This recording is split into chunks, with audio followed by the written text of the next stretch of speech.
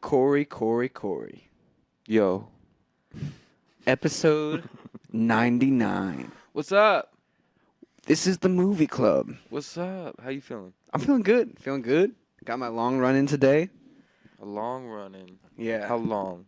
7 miles. Jesus fuck. 7 miles? Yeah. And I PR'd my 1 mile time Bro, today. I was pissed off at you the other day when I was asking about the Apple Fitness shit because they set my random daily goal as like, they said it was like 150 and I started hitting it like 3 days in a row and I was like, I'm hitting this bitch. I'm getting like 280 right now. Like, you know what I mean? And like I work hard at my job, right? Yeah. So like, you know, I step like 10,000 steps a day, like on average, like on a good day too.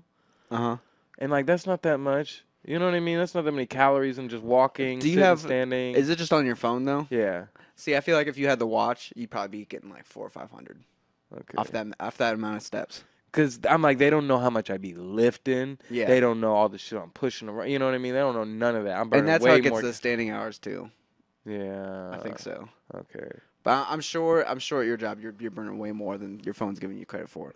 Yeah, I was about to say, because I was like, because then you told me your shit was at 600. I was like, bro, I'm not hitting that. I was like, I'm not doing it. I was like, no way, I can't hit that. Yeah, because I was like, at least at this rate. 600 is not. If you like do something physical on top of your normal stuff, it's pretty easy to hit. I try not to set mine at like a crazy amount.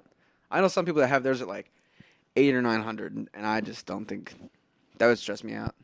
Yeah, fuck that. I just like couldn't focus. Fuck that. How you doing, Corey? I'm chilling. Just another weekend. Glad to be off work. It's starting to get warm.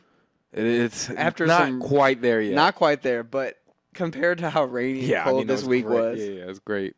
But we had one day the other day that was really nice. It was perfect. That was the day. Like that day, I really enjoyed being outside. Like this is still a little windy or something out there. But yeah, and like the rain, chilliness. Yeah. But it's on the up. It's on the come up. It's starting to be light later, and I like that. Got the energy fueling. Yeah. Makes me want to go outside and do stuff and not sit and watch TV, which makes me sad because I love sitting and watching TV. I still don't want to go outside and do stuff, but I want to. I kind of do want to go outside and do stuff, yeah, but then you have random things that happen when you go out and do stuff. And that could be a lot. Is the video going? What? Is the video going?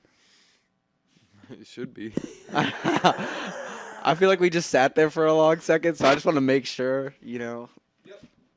That was my trick. I got Corey out of the shot. It's the Stevie podcast now. Why you had to do me like that, man? I kind of was. Well, I didn't want us to get an hour in and then me ask that. No, I know, but I knew I had it on, but then you made me like question it. Just had to double check. God damn it, Steve. Question everything. God damn it. All right, I'm playing some music, bro. Why you gotta do that, Stevie?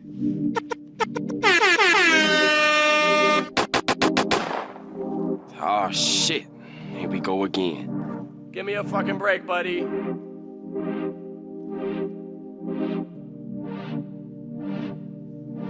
This is a little bit slower intro of a song that I forgot, but welcome to Movie Club, everyone. It's the Movie Club. Let's go. What you want, what you need, and did you think you could get some from me? I wouldn't really. Frex seems like she's back in that mode. Oh, yeah. She seemed like she's ready about to drop a banger. She's been dropping those lyrics again that it's just like, oh, these ones about to hit my soul. The other day, because I listen to Oxford Circus a decent amount and some other Frex songs. But I checked how many stream numbers Oxford Circus has on Spotify. It's up there? 12 million. Damn.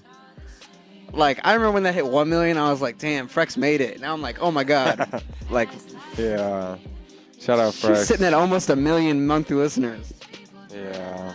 Well deserved. Give me some time. You know I ran out again. I lost my mind. I'm seeing those clouds again. It's been harder. I don't know if YouTube will shut us down for this one either. I hope not. We're on a good streak of playing like more independent leaning artists. I'm gonna get back on that. I used to try to do that more, but we had Haji last week. Yeah. Frex this week.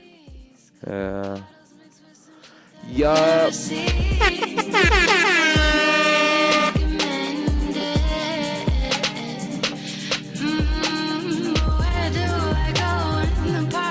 Oh shit.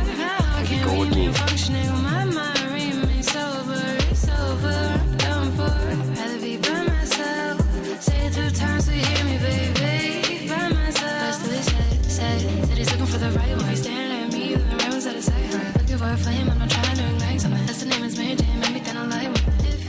I would normally have cut it like 20 seconds ago, but I just can't. I was vibing. This is good. It's all the same. It's all a game for the money and the fame. Fast life lane. Isn't it a shame how the prettiest people do the ugliest things? Give me some time. You know I ran out again. I lost my mind. I'm seeing those clouds again.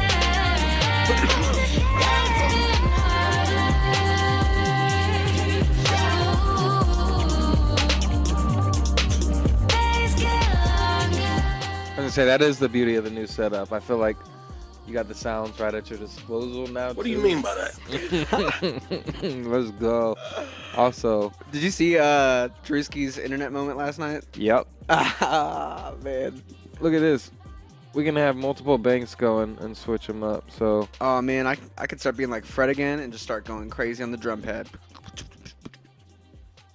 Baby girl, come on. I'm doing my daily due diligence. I want the truth. no. I want the truth. Wait, no. Is this your king? Huh? is this your king? Is this your game?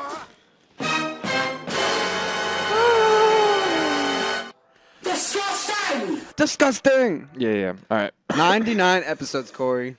99. This is damn near one to celebrate right here. We're about to be, this is our like Y2K moment. You know, like, is 100 about to end the world? It's about to change the pod, I think. Is it about to break the internet? The pod's about to change. We're about to officially be like adult potters. Adult potters, teen potters. Yeah, we're teen. That sounds wrong. Yeah. No, I can't say that. Someone's gonna be like, "Yo," with like a skull emoji, like. Someone in the YouTube comments will be like, "Did they just say that?" Yeah. Why 'Cause y'all they talking have about done that teen to- potters in here? Like, no. But what? It's been a good run. Yeah. It's been a good Yeah. run. Let's not reminisce yet, Stevie. All right, we'll save it for next week. We'll save Yeah, it for let's next not week. reminisce yet. Man, that Drewski moment was cracking me up last night, though. Yeah, I never was He like- tweeted today. He was like, like something about like trying to sue somebody for it." Dude, his face, like because he like falls, and then like there's like a certain part where he like hits the corner of like the thing he was on, and his like eyes like just like jerk open to where it's like he took a hard little fall, and Whole he hits the time corner. too, he's just cracking jokes. Yeah, Like he knows that this is a moment yeah. created pain into beauty. You know, that's art. Falling over a white girl. Falling over. He said, "This nobody's got me" or something Yeah, like that. and then as he's saying that, like she starts twerking over him, and it's like I don't think she knows what he's saying. Shout out Drewski. Yeah, that was good. Where was that? What was he doing? I have no idea. Speaking about more internet moments, and it's like equally parts funny and horrible, and a saga we've talked about a bunch. But did you see the Kanye Instagram post? Did I? Yeah, I did. Dude, I did. it read like an Onion article. Kanye watches movie. Kanye watches comedy. Realizes, like, you know what I'm saying? Resolves his anti-Semitic thing after seeing Jonah Hill in a comedy. It's 21 Jump Street, too. That's like the fucked up part about it all, too. Like, out of all the Jonah Hill movies to watch and to choose him as like. Yeah, someone on a Seinfeld fan account was like, someone needs to show Kanye Seinfeld. Watch. No, the guy starts hating him again. Yeah. Oh no. Then show him Curb. Yeah. Yeah, show him Curb. Oh man. How you doing, Corey? I guess I already I'm asked good. that. Isn't Drake Jewish? Yeah. Yeah. Yes, he is. It references it a bunch in songs too, I think. Yeah. Interesting. Interesting. Interesting indeed. So did you watch the new Abbott this week? Shut up. I know. I just had to Fuck ask. you. I know. I'm sorry. Fuck you. That was a low blow. I'm It was a cursing low already. blow. Jesus Christ. We got like 10 minutes in before a curse, so that's pretty good for us. We did 10 minutes in before a curse. Look at us. 10 minutes on the dot. Oh, I might have cursed once already. It just slipped. But, it's okay. But in shows that actually had a new episode this but week. yeah, no new Abbott this week. No new We'll Abbott. go over that. Quinta came out and said it's coming back April 5th or something. Yeah. I low key think it's tight how like active she is on Twitter and communicating about when there's new episodes and not. I feel like that's something that was missed out upon in like the quote unquote golden age of like comedy, like that Yeah. NBC streak. Like this show feels a lot more personable in that way. Yeah. Which is awesome. There is something nice about the overall space of this show. Like this season has been going on for a long time, and I think like season 3 will probably come back the end of this year. Yeah, maybe. Like Hopefully. hopefully. Give like, them a summer.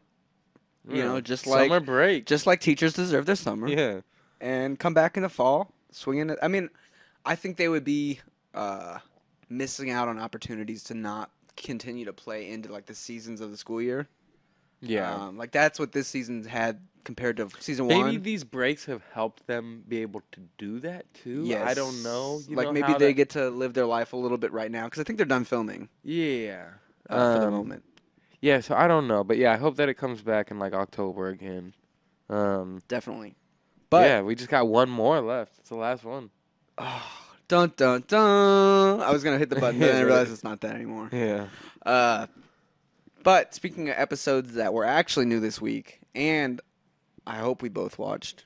Did you watch the new Ted Lasso? Of course. Yeah. Of course. I be watching it Tuesday nights. It's out Tuesday night. Dude, I do too.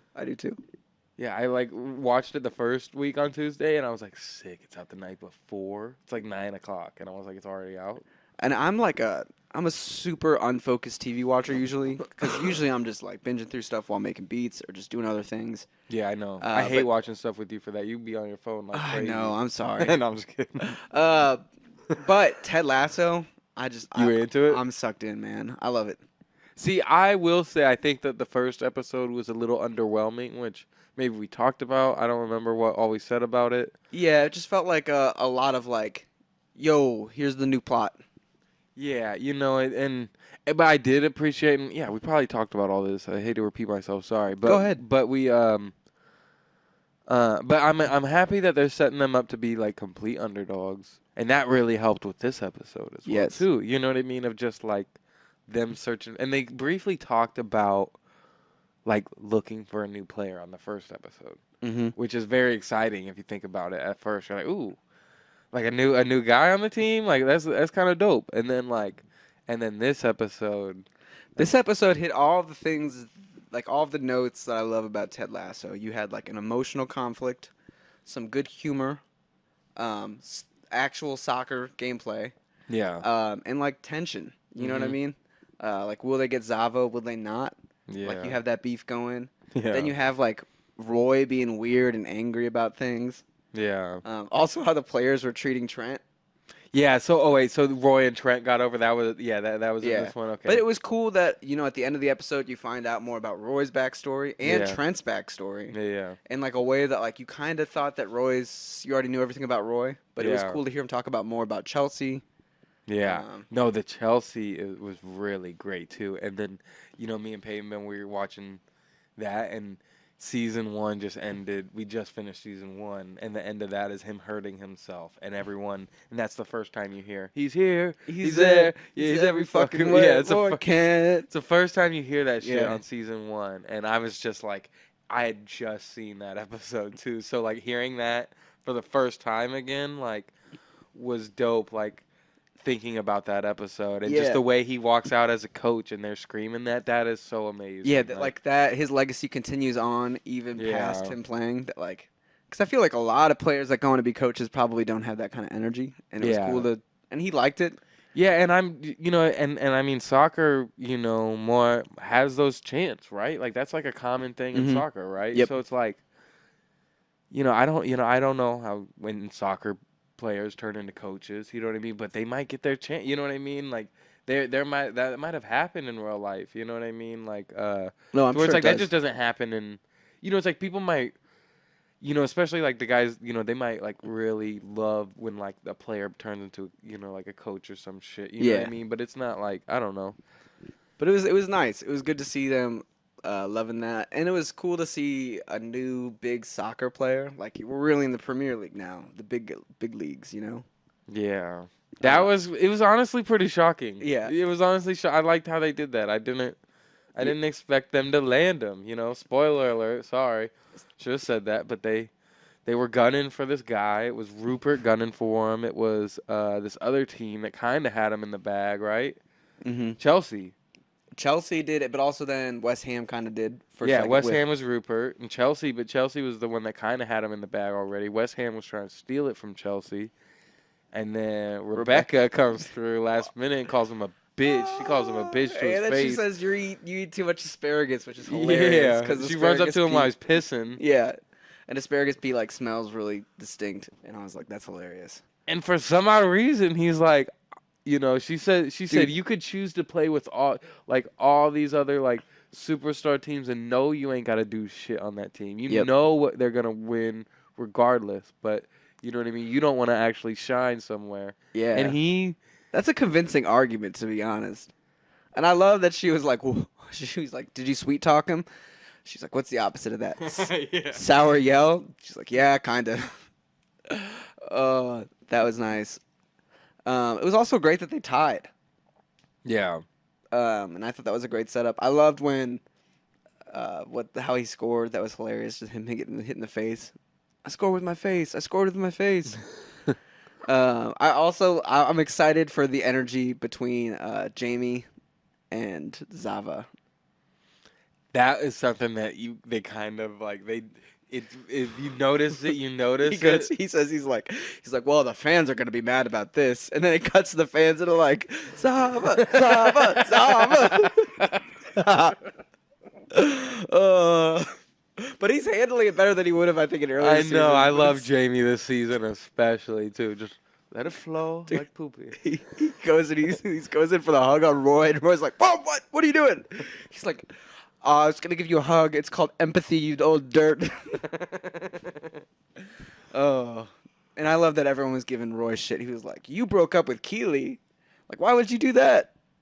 Yeah, Oh, that's a funny storyline too. yeah. I mean, honestly, these episodes have so much storylines in them because Keely had her own storyline in this one too. Yeah. I mean, Keely had to Ted Lasso, her little CFO. CFO, Yeah, yeah. her chief financial officer, who's being a real stick up the arse. Yeah, but then she kind of put it together why she's a stick up the arse. Yeah. And then she was able to use that to like Yeah. connect with her. I know, The that snow felt globe. good too. You know what I mean? Because I rewatched the first episode and it's like she's just really bad in the first episode. And you're like, wow, you're not even used to like ugly people being on the show that much anymore. You know what I Yeah. mean? Like it's like Rupert, is bad, but it's like he's even like fake charming. So it's like, Yeah, you and know, like you kind of get why she's just like a not fun, like sour character because like her Yeah. job is to sort of make sure the business doesn't fail. yeah, Which is like I think things that Keely doesn't necessarily think But about. But also,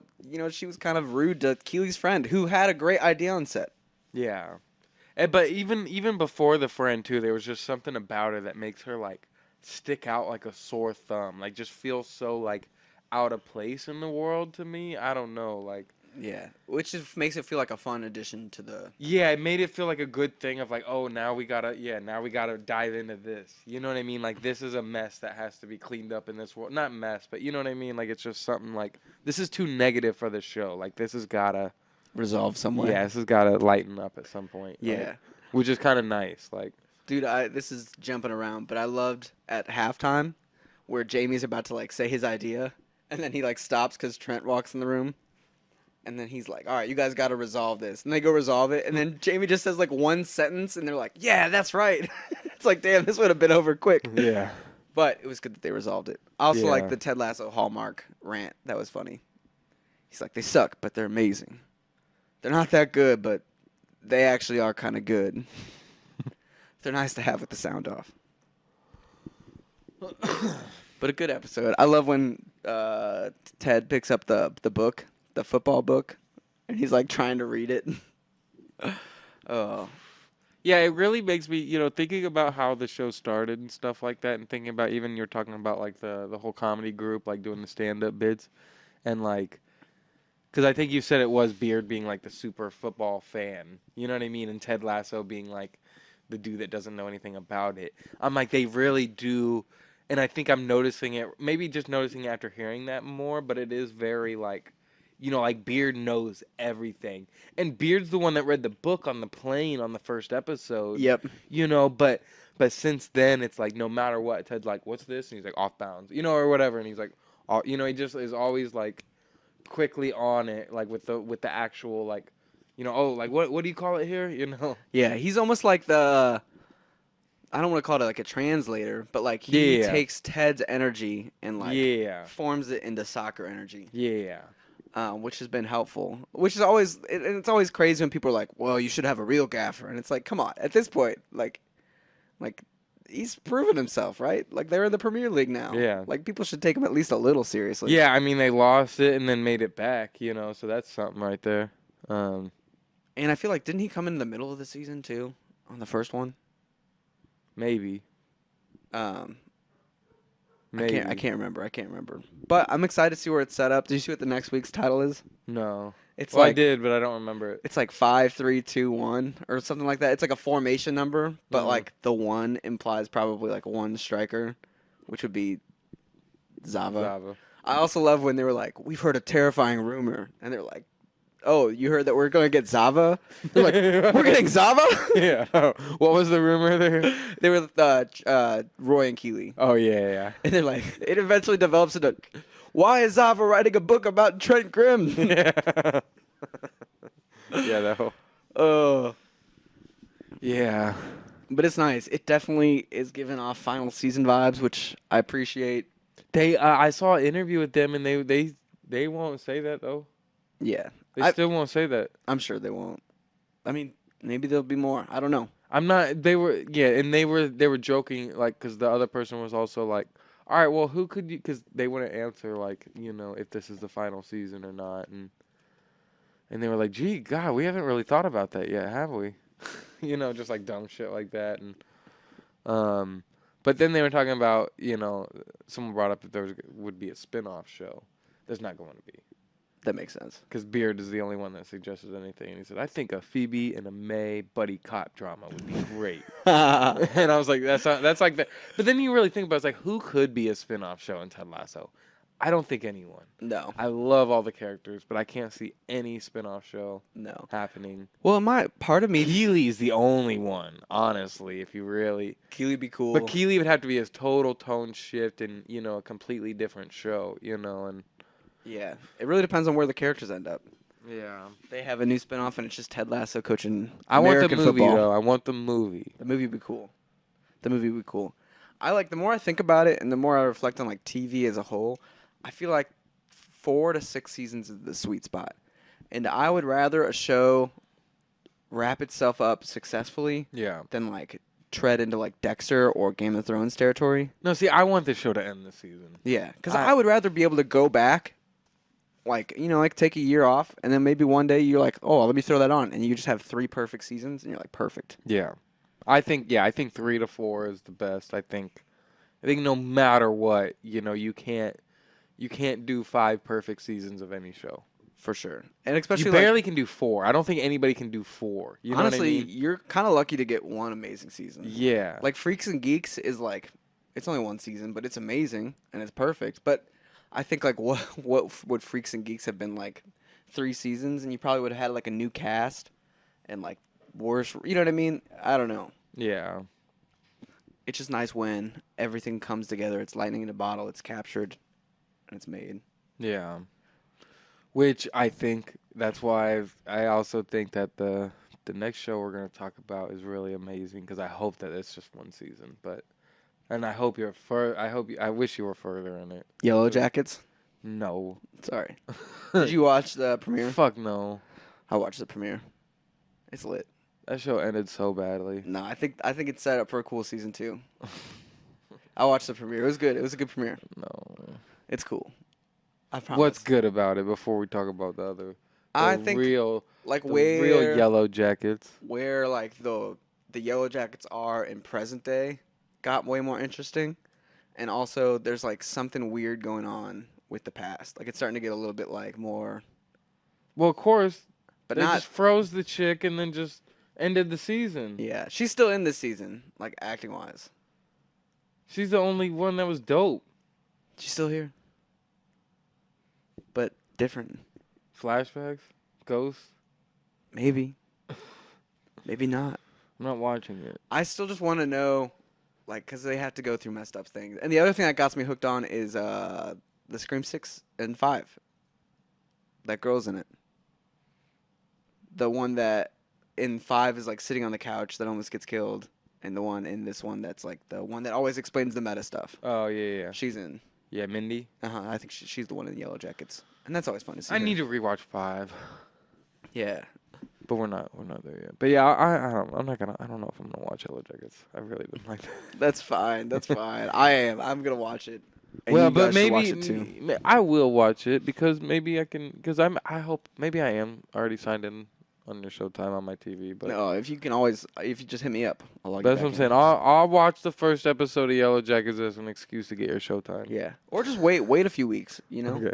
And maybe I'll be like, no, this is trash. Or I'll say it's amazing. And then you could binge it. But, speaking of other shows that are murderous, crazy, wild, and well Involve shot, bugs. that involve bugs, specifically the bee kind.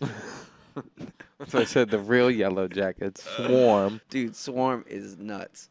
So what do you think going? You've only seen 2 more episodes and a little bit of 1. Yeah. I think what's really interesting about this character is that she gets put in these situations and like based on her acting, you can just like kind of see it in her eyes. She's like, I gotta kill this person. You know what I mean? Like she's just like, I gotta either dip out of this situation or I gotta kill this person. But it's really interesting seeing how they use social media. I think they'd Yeah. use social media in a really interesting way that like captures how it actually feels to like be scrolling on a phone, especially scrolling on a phone like in a niche like interest. And it's just wild.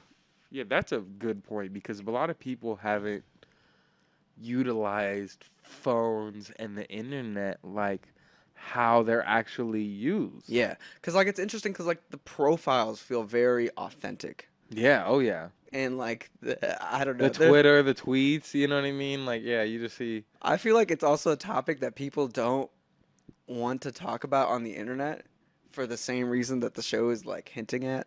Because like no one wants to criticize a big artist, like when they're in an album rollout or anything, because you know that their fans are gonna like be bitter about it in a way.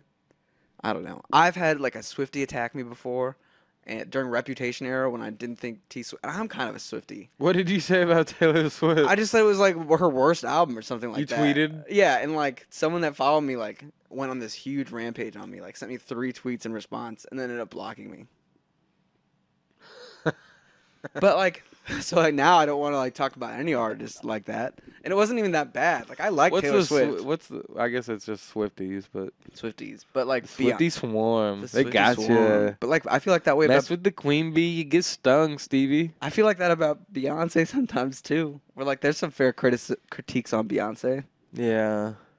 Yeah, I guess like there is part of me that still like every once in a while wants to like maybe say something bad about an artist, but like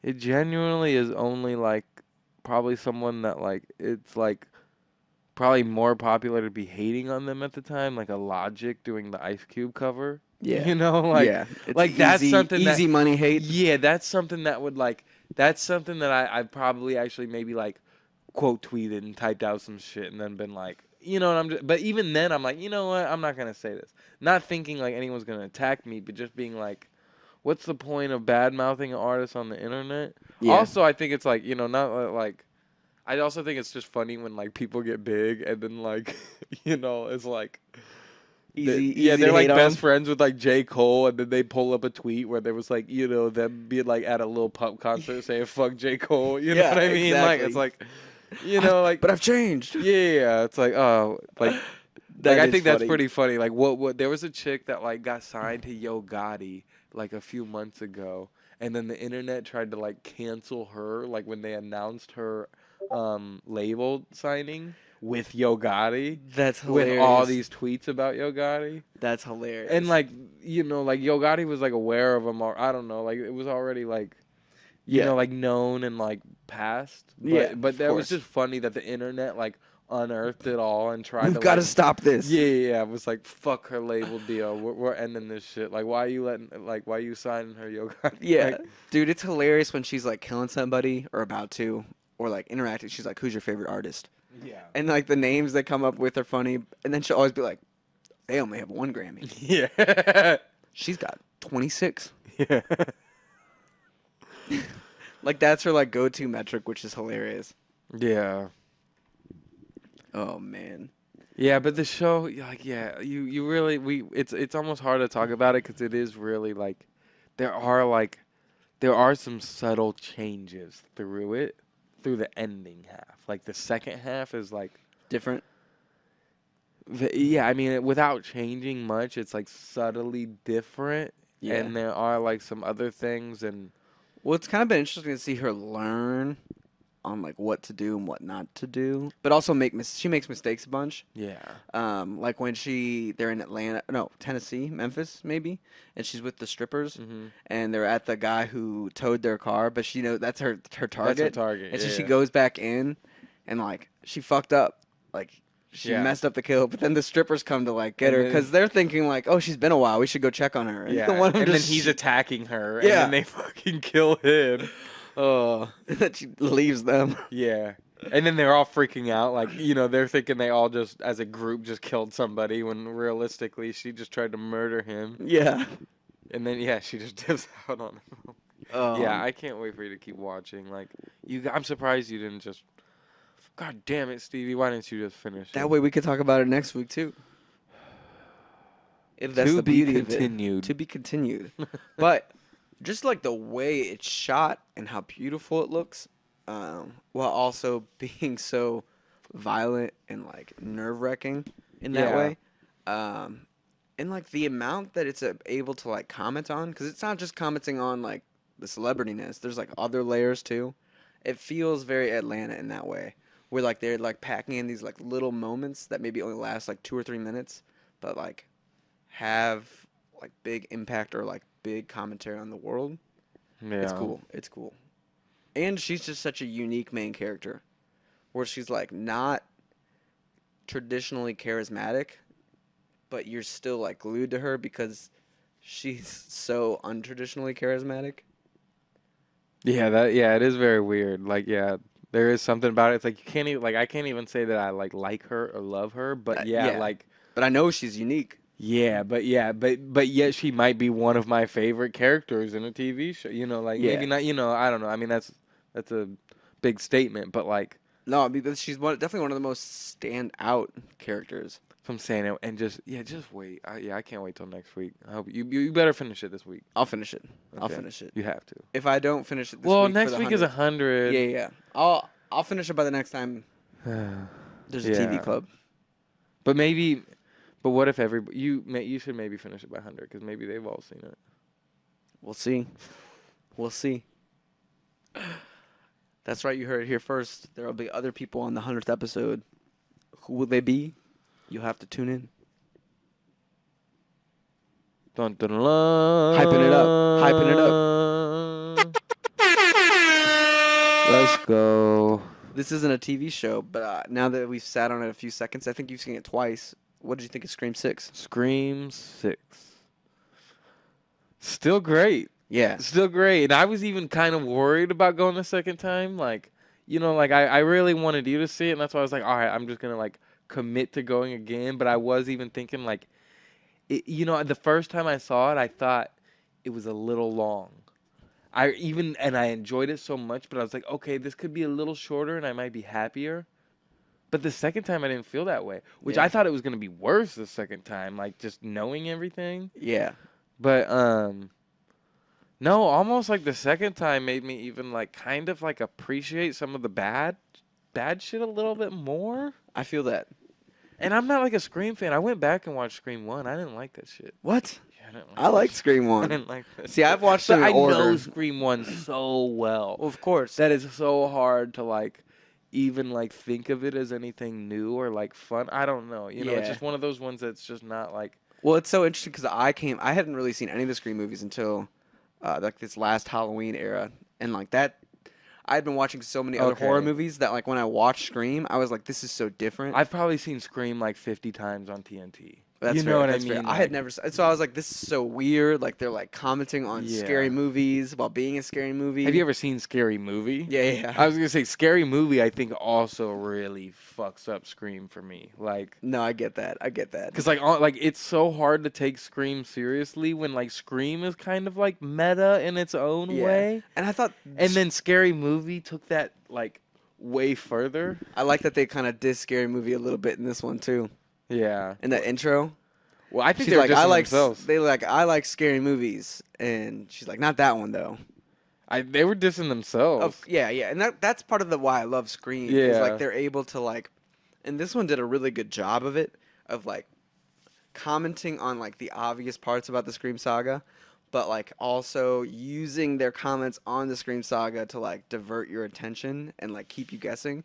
I thought this movie did a really good job of like setting up the killers with like keeping you guessing. There was a lot of elements that I was like, it could be this Yeah. person, could be this person, could be this person, and like while it's all happening too, it's so much fun. Like there's so many little jokes, and then it does get very like, I don't know. You've seen movies with me. Whenever there's like a lot of violence, I squirm, and I kind of like that in the Scream. Like seeing it in the theaters, Yeah. it's just so like big, scary, stabby moments. Yeah. It was a fun intro. Like compared to other Scream intros, this one was a little bit different. I was about to say, speaking of the meta shit, I did really love like the true intro ending, where he's like, "Nobody gives a fuck about the movies." Yeah. You know, like Yeah. we're like all in a movie theater, excited as fuck, and he's like dissing us all too, like to our faces, and it's It's like, like the anti Nicole Kidman ad, you know. yeah. Oh. Yeah, they need to do a Ghostface AMC intro.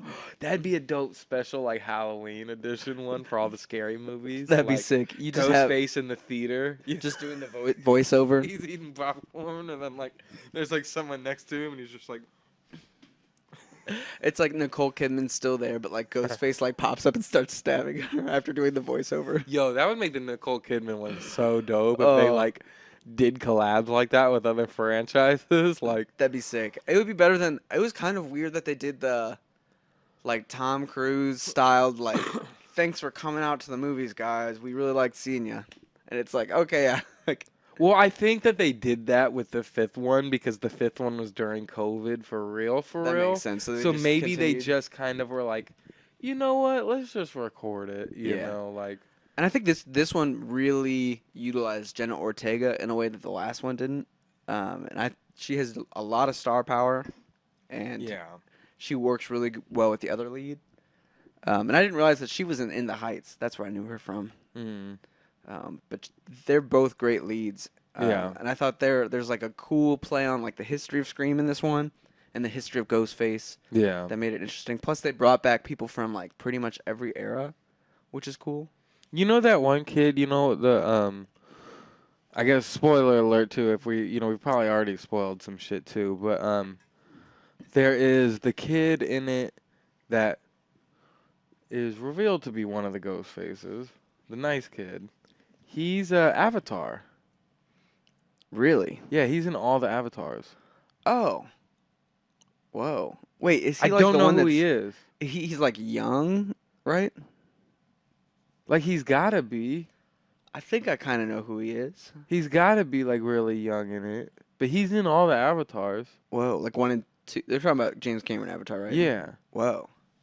That's cool. No, the other avatar. No, well, I mean, I guess there is over The Last Airbender. Yeah.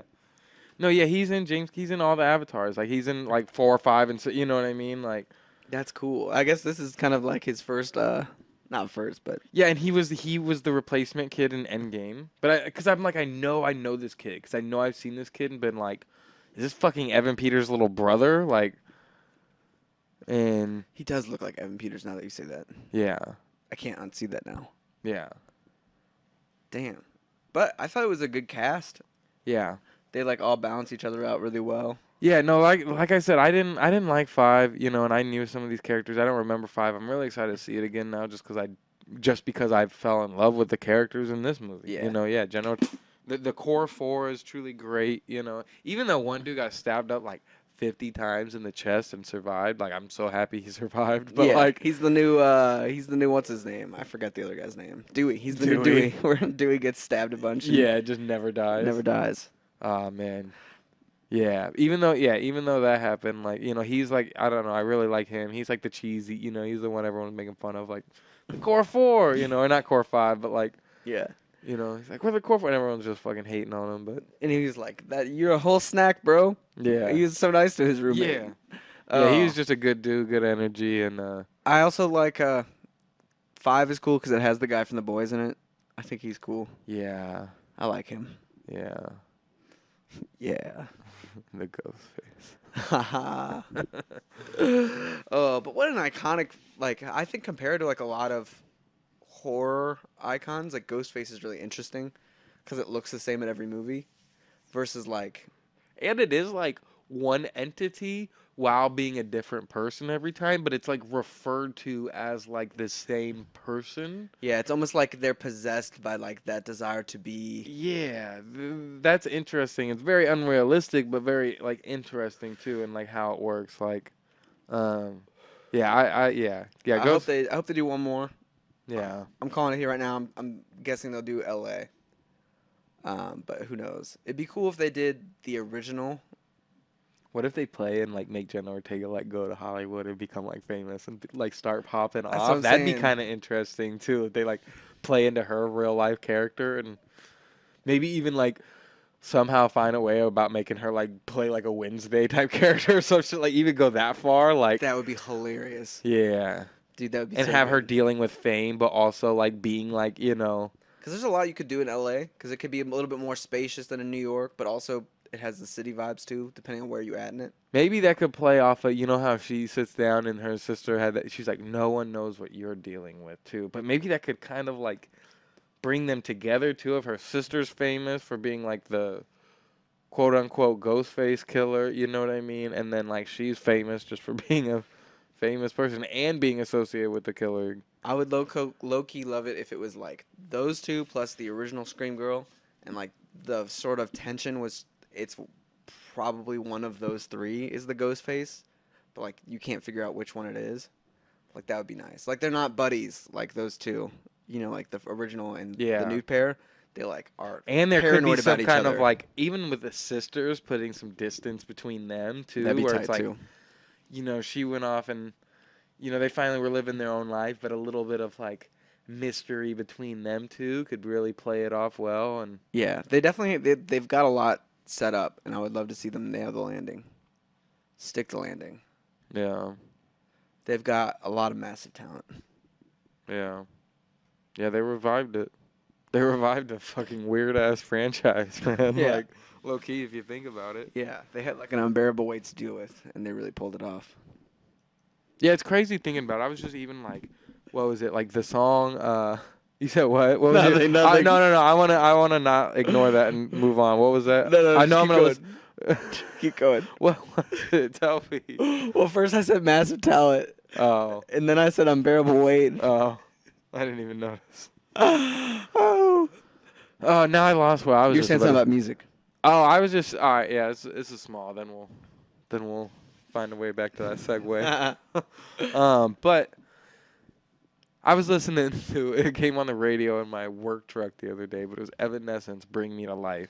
And I'm like, yo, the 2000s were crazy. Like, what was it like in the studio making that record, right? Thinking, because that song is like legit, like still a banger to this day, but it's like a pretty unorthodox banger, if you ask Yeah. me. Like, even back then, it felt a little weird, but it has just stood the test of time. It's like very, very, very capturing of that time. Yeah, and that's what I'm saying. But this was probably like I imagine what, you know what I mean, like Post Malone and Sway Lee are in the studio making Sunflower or whatever. Like, you know what I mean? Like they knew that was gonna be the biggest record. They knew, like, and I figured Evanescence and them, they probably knew that was gonna be a big record too. Like, I just wondered what that was like. Yeah. And then I'm just thinking, like, that's crazy. Like, thinking about what they were doing to like create that song and like how that was gonna be like the biggest record at the time, and then thinking about even like Scream back then and how that's like just those like back then was just such a crazy time if you really think about it. Like, Dude, it really was. I also low-key, like, I wonder, like, how it felt to make their other songs in that record, too. You know what I'm saying? Did they also feel like, maybe they were like, no, this song is kind of just, it's, like, gimmicky, you know? It's not our real essence. I don't. You know what I mean? This isn't the Evanescence. No, this isn't the essence of Evanescence. This is the odd essence. This isn't us. And then it pops off and it's huge, and it's like, no, this is you guys now. Yeah, forever. This is your prison. But hey, I mean, it brings them probably at least $200K a month. Yeah. I mean, this is, you know, it's the weight you deal with when you're such a massive talent. What was her name? Like Amy Lee? I have no idea. I think it was. I thought it was Evan. No. It's Evan's essence. Evanescence. Who was the other dude on that song? It was like a dude from a band, like Finger 11 or something. Wake me up. Or Shine Down, or I don't know. The names from that era were always funny too. Switchfoot. Godsmack. Fall Out Boy. Like, what is a Fall They Out? just came out with a song, didn't they? Probably. Yeah. Probably. Fall Out Boy is kind of a funny name. Yeah, I saw a photo of them, and it was like Pete Wentz and then the other dude, and I'm like, the other dude looks like he does not want to be a part of fucking Fame Yes. at all anymore. No. Like, You got your Fall Out Boys. You got your BioShock girls. I don't know what. all right. Let's go back to your segue into the movie, and I'll go ahead and hit that button. What do you mean by that? Give me a fucking break, buddy. Oh, shit. Here we go again. Here we go again. So this week was your pick after A random pick, by the after- way. After our community failed us. Yeah, the community. Our community let us down. Well, you guys could have picked Human Centipede Yeah, too. you guys could have. We made a tweet, no one responded. You know, And we know 400 people at least saw it. I hope in a couple of years someone runs this clip to us and be like, "That was crazy." Yeah. We're gonna like do a tweet in like 2 years and hopefully get thousands of responses. No, I'm just kidding. Or at least 10. Yeah. That would be like 1,000% improvement. We got like 10 the first time, damn near. I know. And now, I thought at least there'd be a couple, you know, but you know, it's whatever. It's whatever. at least we didn't have to watch Human Centipede 2. We're not in your algorithms right now or whatever. I don't know. Yeah. Well, they just didn't want to make us watch Human Centipede 2. That's fine. That's fine with me too. That's fine. Yeah. That's fine with me too. Take a win. So I picked a weird movie because Any movie with this lead actor in it is always going to be a bit strange. yeah, but yeah, I picked it because of my boy Pedro. Gotta love Pedro. Yeah, Even when we're not talking Last of Us, we're still talking Pedro. yeah, It's Pedro's world now. yeah. It is, man. Pedro's everybody's daddy now. If you can't call Pedro daddy, you need to like, Reevaluate some things. yeah, you know, We're go talking to watch you. Last of Us and get over yourself. But the movie Corey picked, and then we watched this week was The Unbearable Weight of Massive Talent. Yep. Interesting movie. I didn't Interesting know title. what to expect. Really. Yeah. Do you want to give the fake synopsis? Yeah, it's kind of hard too, to be honest. That's fair. Kind of weird. This is a meta movie. It is another meta movie. This is a completely meta movie. It is about an actor named Nicolas Cage. Played by Nicolas Cage. Yeah, played by Nicolas Cage. And he's very self.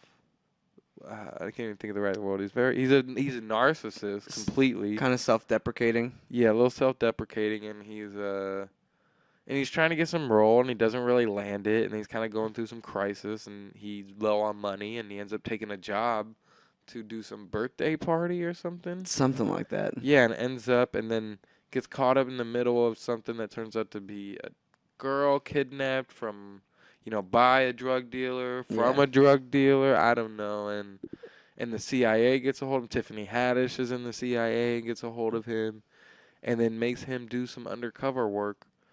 But he ends up falling into a bromance with Pedro over his love of film and weird shit. Yeah. And isn't Pedro's like the big drug dealer, right? Or is he a drug dealer? Well, it's revealed that he's just the face of it, and Right, it's his right. cousin. Yep. So he's in the family, but he's just not really. No, he's just kind of like.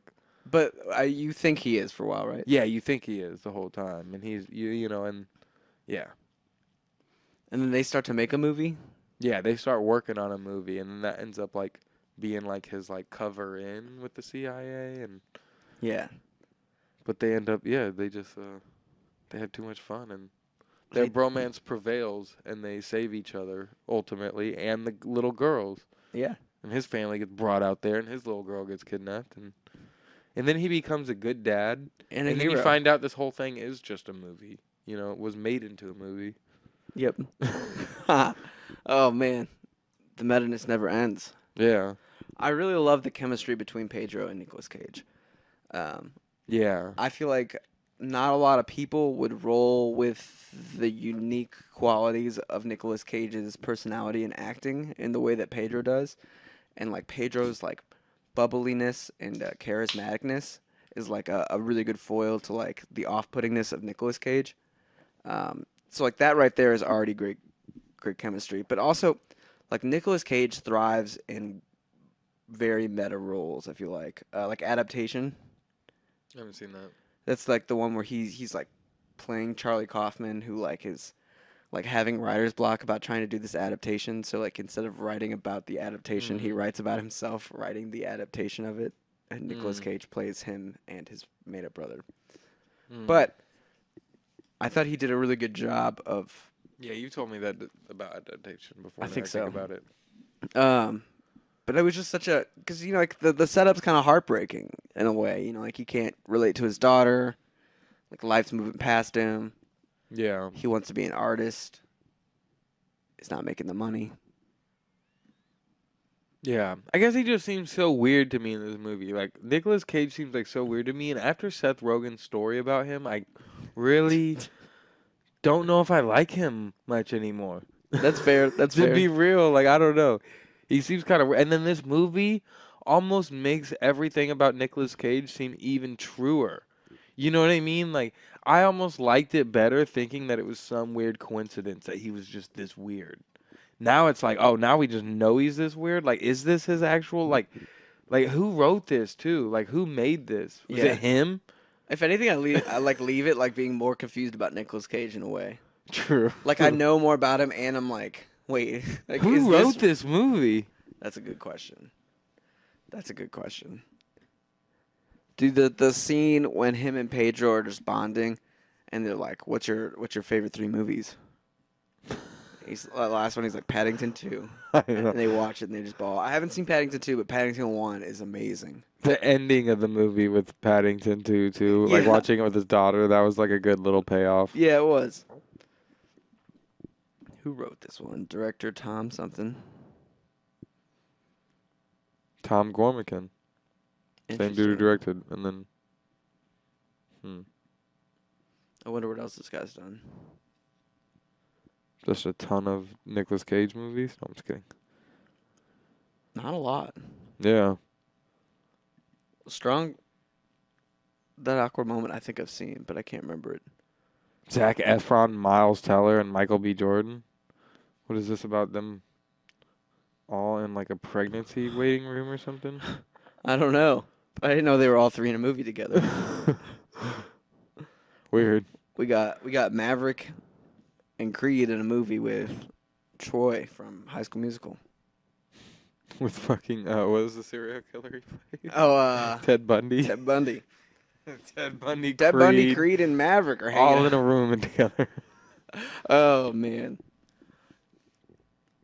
But I love the energy of this movie where like you're not quite sure if you want to trust Pedro or not, but then you start to trust Pedro a bunch. But then you're like, what's going on? Yeah, and then it pays off because you're like, all right, Pedro is just a good guy. Yeah, I also love Tiffany Haddish's character. That's the heartbreaking part, if anything, too, where it's like, oh man, like when they finally actually set up the movie, like it takes so long to actually realize like what is happening, what is gonna happen, and then it's like even funny too, because when they bring up the kidnapping. About like right, and they're like, no, like the Tiffany Haddish was like, just bring up the kidnapping. Let's see how he would respond to the kidnapping, so we can learn some things about him. Nicolas Cage is like, you can't just ruin the movie like that. It's just total tone shift. It's about two men and their friendship, and starts going. And she's like, God damn it, and then she somehow convinces him to do it, and then Pedro is like, he gets really scary. He like gets the gun and it's like, tell me the truth. You know what I mean? And it's like, damn, this is guy about your is daughter, wild. right? Yeah, and then you're like, oh shit, never mind. But then it's like it's so funny because that's the fucking plot of the movie. Like the girl get kidnapped and then his daughter gets kidnapped and then they had to rescue it. So it is like really a movie about two guys and their awkward friendship and then a kidnapping to make it slightly blockbuster, like we talked about, like with the big gun finale, yeah, the big shootout. yeah. Oh. And I'm just like, holy shit, they actually did end up working the kidnapping of the movie like 45 minutes later. You know, like, even though it was really kind of a part of it the whole time, and that was like, yeah, that was so meta about it, where it's like, Dude, yeah. there's also something funny about finally seeing like a meme, like, and where it comes from. And like having That's the whole seen reason that, I picked this movie and watched this movie and thought about that's this movie. hilarious. Just because of the meme. Hey, meme marketing, it's a real thing. But like you see the meme and then you're finally like, it's that Leonardo DiCaprio meme. You're like, oh my god, there it is. That's crazy. A meme literally made me watch this movie. But it's a good meme. And it's a good scene. Yeah. Because that's when they're both like tripping on acid, right? Yeah. Look, Pedro is, I need to see him like, all right, he needs to be in Knives Out 3. Oh my gosh, that'd be so great. We need Pedro in Knives Out 3. I need him to do more comedy. Dude, it'd be amazing if he was like a foil to Benoit Blanc. Like he was a different detective on a case. They're both brought to, you know how like Benoit's always randomly at the case and you don't know why? Yeah. Till like halfway into the movie? Yep. Pedro's the one that you don't know why, and he's like another big shot detective, and he's They're like rivals from the past. oh my god. That'd be so great. I would love it Ryan so much. Johnson, please listen. Please listen. We won't even take credit for the script. We just want to see it happen. That'd be so good. But even if he's just in it, like playing some eccentric character, That'd be awesome. like too. this movie is like this is a glorified SNL skit, if you ask me. Yeah, in a lot of ways it is. After seeing Pedro in like the Mario Kart, like him on SNL is pretty funny. Where I'm like, I like comedy Pedro a lot. Like Me too. I think Pedro has a great range. Yeah. Like, he flexed it really hard with Last of Us and this. I think if like you look at the contrast between these two roles, like he has the ability to play someone who's both like yeah, very like fierce, strong, I was just but saying. also Then, someone that's like a teddy bear. yeah, and then finally, like like his real personality is so different too. Like actually listening to an interview because I like just started the Hot Ones and I was like, I've never actually. I'd seen little clips probably like on Twitter and little 15, 20-second shit, with him, but I've never actually heard him like speak too much. I didn't even listen to I didn't even see the SNL monologue, but like seeing his personality a little bit, I'm like, yeah, there's like a totally different person here too that's never been shown, to where it's like, even when people play their own personality and some shit, like that's how you could really get some comedy out of him too, if he Yeah, just plays definitely. himself, like, because this isn't his personality, No. He's a lot more chill, I think, in real life. Yeah. Like a lot more easygoing than this dude who was just like hopped up and you think he's evil or something. Yeah. He's just driving around in that nice car. Wait, doesn't he make Nicolas Cage drive? Yeah, and he fucking when they're frying. Yeah. And Nicolas Cage is just running into everything. It was a cool location. It's always fun to see like something that's set not in America. I Yeah. don't know if that makes sense. Yeah. But also it had some Hollywood meta-ness to it too. Yeah. Yeah, Neil Patrick Harris playing his manager or some shit was kind of funny too. Yeah. Few other people in it. Doesn't he have like does he have a shrine to Nicolas Cage, right? Yeah, he has that like thing with the 2 guns, and Nicolas Cage ends up pulling those guns to try to kill him with it later. Oh. And Pedro's like, Pedro says he's like, you want to drive out to the cliffs and think about the 3rd act when they're about to kill each other, and then they get out there, and he's like, I really enjoyed this time with you, and that's why this hurts so much more. And pulls the gun out of him, and then Nicolas Cage is just like, what, you brought me out here to kill me? And then he pulls out his guns, and Pedro's like, you brought me out here to kill me? They're like both so confused. Yeah, it just keeps escalating. Yeah. Until they realize they're true bromance. Yeah. It's funny. It always, anything Nicolas Cage does reminds me of that Community skit, or like the Community moment where Abed's in a Nicolas Cage class. And the guy's like, just watch 5. No. Only 5 movies. Only 5 Nicolas. And he like watches all of them, and his like brain's broken. Dude, that episode's so He's a good. good actor, but a bad actor. He's in class, and the teacher, like, I think calls him. Yeah, gets him help. He's like, no, get a nurse in here. Yeah. He's like breaking. Yeah. Oh. But no, they had the moment, and it's right when he's taking the guns to get the guns to go kill Pedro with him. And he's looking at the shrine, and the camera like pans over perfectly to where like his reflection of his face is perfectly on the like model of his face, and they like blend together in the weirdest way. And I'm like, that just reminded me of like Community, because I'm pretty sure they started putting Nicolas Cage heads on random shit in that episode, and like, and there was just some weird moments in that, and I'm like, they almost like. It kind of feels like a Community skit. That's what I'm saying. Like I almost wonder if if Nicolas Cage he probably got wind of like what the internet was saying about him because of Community. That's and fair. then like and if anything, like the dude that wrote this and shit too is just like he probably like just thinks that show's hilarious and was like, yeah, I need to make a movie off like this Nicolas Cage phenomenon. You know?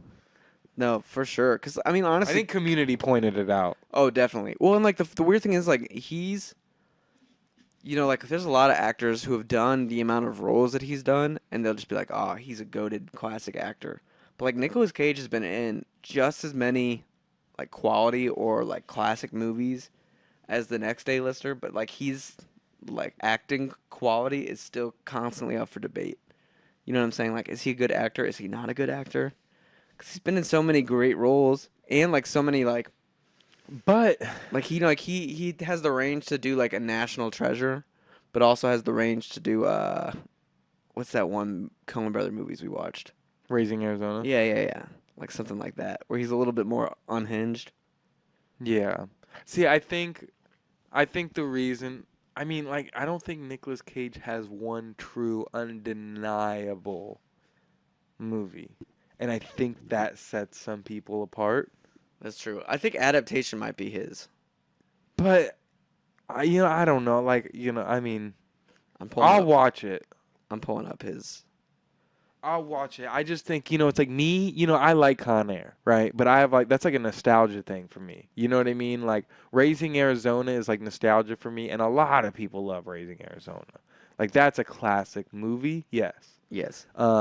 National Treasure, amazing big movie. I don't know if that's like a classic though, but it was huge at its time. But it's like not a nostalgia classic for people that are our age. Yeah, but not like a cinema classic. Yeah, exactly. And then what else did you bring up?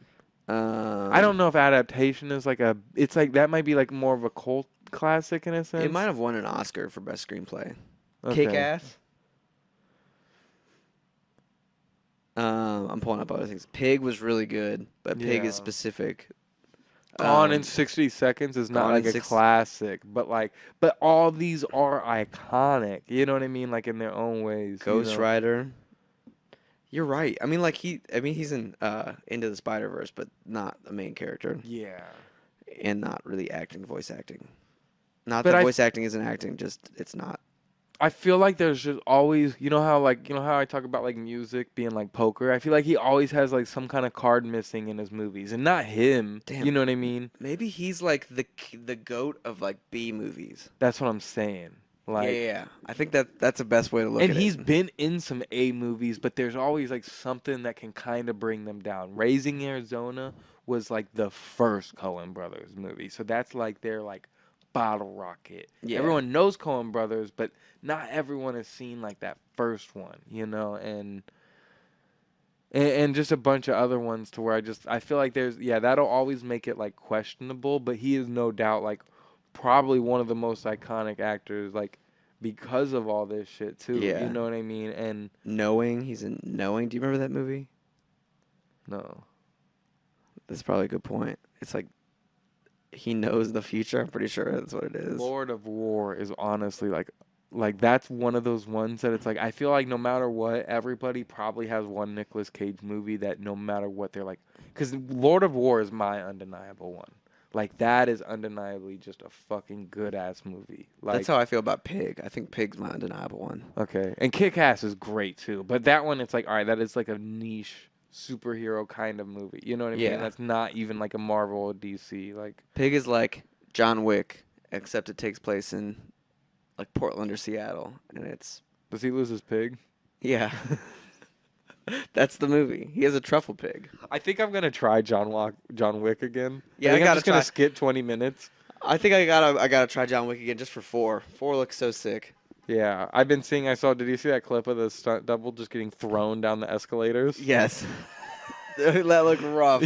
Yeah, they'd be like, yo, like, and then could you imagine getting thrown down like, you know, like a 14-foot escalator, and then like, you know, he like did like 2 bounces down it too, like, on his back on a moving escalator, and then like had to lay there for 30 seconds as you film and like be perfectly still. Yeah, and then Like, what happens if you and did then some hurt kid goes something? to like a movie theater and we're like, damn, Keanu's crazy. Yeah. Not even knowing it's you. Well, I Dude. mean, yeah, and then what if you did get hurt? I heard Keanu on Smart List, right? Oh wait, I guess we shouldn't deviate too much from it. You want to rate the movie? Should we already? Yeah. Fuck it, let's rate it. I rate the movie a 7. Yeah. I think I'm going to give it a 7.5. Yeah, I rate the movie a 7. I watched it, the first time I saw this, I watched it on an airplane, and it was like a perfect airplane movie. Yeah, that'd probably be a good airplane movie. It's like a funny one that you put on, you laugh at a bunch, and there's a lot of really enjoyable moments, and it's different, it's unique, but it's not like, I don't know, it doesn't like stick with you in the way that something like Yeah. a classic would. I do love that they're like pushing comedy and like making a comedy. I think but this could have been a lot funnier. I don't I know if agree. I find Nicolas Cage as funny. Like he wasn't that enjoyable in this movie No. to me. Like, I mean, like the funniest moments are with Pedro, yeah.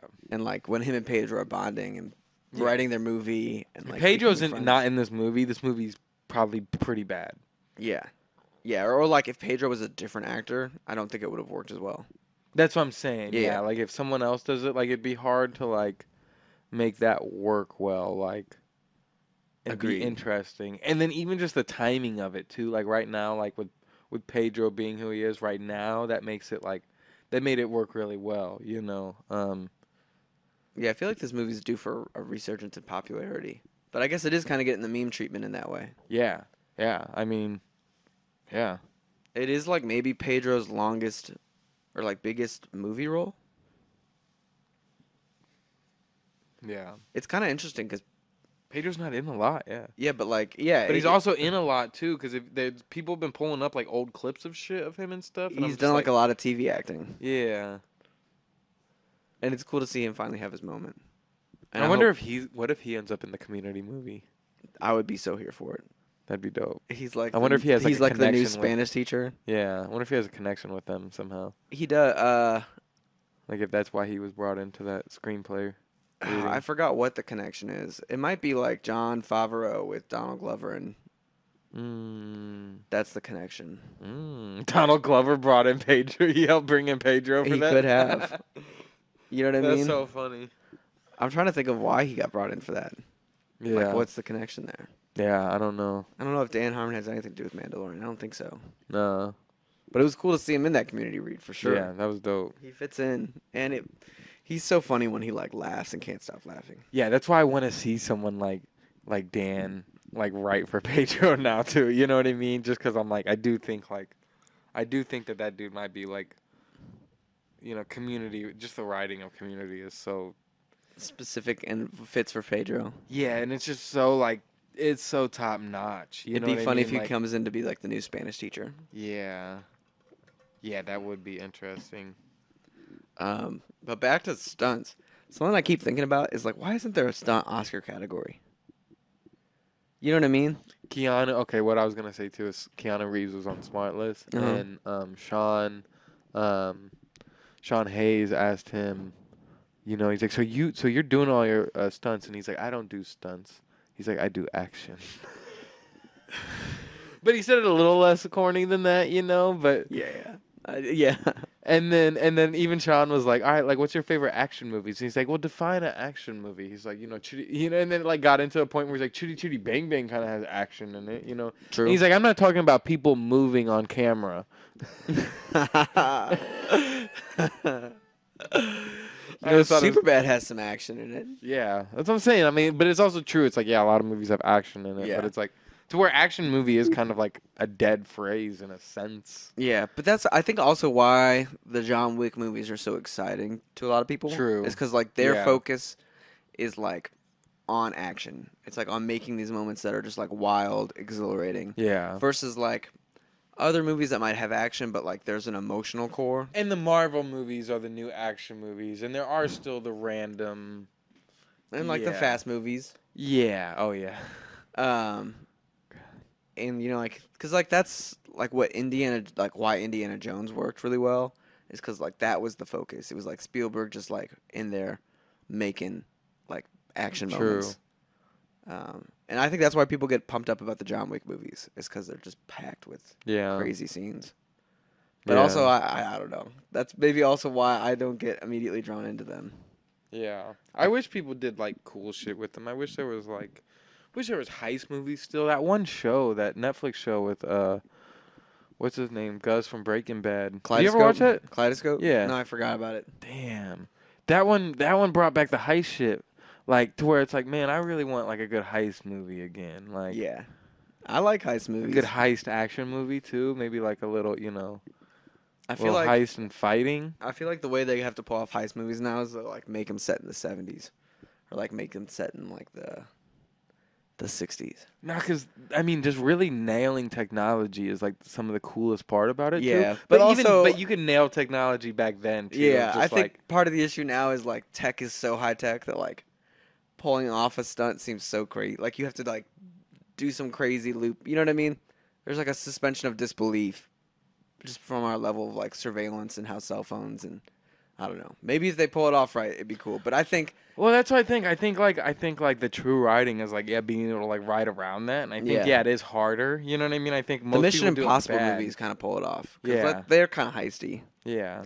Like they're always trying to get something. I think that's the beauty of heist is like you know sometimes you're even tricking the watcher like in the midst of it. Sometimes the heist like sometimes you see it differently and then you realize that it happened differently. Yeah. And then they explain to you how and you're like holy fuck I missed that like but there was like a dupe in the elevator of the money and then the money's over here and then Yeah. they get busted over here, you know. But then you don't want to seem too much like Ocean's 11 to like the Yeah. people. I don't know. True, that is like the Ocean's 11 thing. Yeah. But that's why also I think it would be like there's just like so many fun things that they could play off with Yeah. like doing something maybe even in the 80s. People don't Yeah. make a lot of 80s movies. Maybe that's not true. Maxine. You know they're just about to start filming that soon. Yeah. You know, and it made me think like you know, my impatient ass was like hoping it was about to be dropping soon. You know what I mean? Like, the way they did Pearl and X like was so quick. Yeah. But I mean they also filmed them back to back. I didn't they? know, but like literally like a week or two ago, they were like X came out a year ago today, and I was like, damn, that was only a year ago. We've already gotten one movie, we've already gotten a sequel, and I'm wanting the third. Like, and it was a year ago that the fucking X came out. Like, not even Pearl. Well, that's how I felt about like the Scream when I realized that the fifth one came out in 2022. Like, so that was a year Did ago. it? Yeah. Yeah, I guess it did, but it probably was like January. Yeah, it was because it was like right with Jackass and them. That makes sense. Because when I was looking it up to watch it, I had to find it because it's called Scream. It's not called Scream 5. Yeah. Yeah, it's just notoriously called Scream 5 sometimes. I call it Scream 5. Yeah. Or else you're calling it Scream 2022, and that just sounds like a cheesy movie. Yeah, definitely. I kind of want to go back because I didn't realize, what's her name? Emma Roberts is in one. 4. Yeah, that's the one I want to see now. Yeah, that was, I think, my most mid one. Is that the... Oh, really? Yeah. It's okay. And say I've been seeing like other people's like ranking lists of Scream now that like 6 came out, and like a lot of people's are different. But I've seen the majority ones agree that 3 is the worst. Yes. I think that's the majority vote. But I've seen a lot of people like more into 5 and 4 than I thought. Yeah. The Scream 3 just unravels weirdly. The payoff isn't as great. I think 2 is amazing though. Yeah, I'm gonna watch 2. I'm gonna try 2. And 2 might be my favorite intro. Really? Yeah. Definitely. But no, I really do think, not jumping back to the action movies, it is kind of wild that like a lot of these movies use stunt doubles, but like they're not acknowledged at all at the Oscars. Yeah. It seems like Yeah, they'd be sick if there was an award, like at least like they should just make one award and like let it be like Keanu Reeves and blah blah blah, Yeah. his main stunt double. Or yeah, like if even there's if they 3 just like awarded a movie like best stunts, like that would be Yeah. a good step. Because like they give best makeup, Yeah. best set design, and like stunts are a huge part. Yeah. I mean, like even if you're looking at the best pictures of last year, like half them had stunts. All Quiet on the Western Front, Yeah. Maverick. And this isn't to sound any type of way, but I also feel like, and nowadays, like just with like the internet and everything, I feel like the way people, you know what I mean? You know how like so many people, you know how there's like celebrity like photographers, celebrity video celebrity videographers. You know how like people have like added that like celebrity title to like just like working class industry shit, like.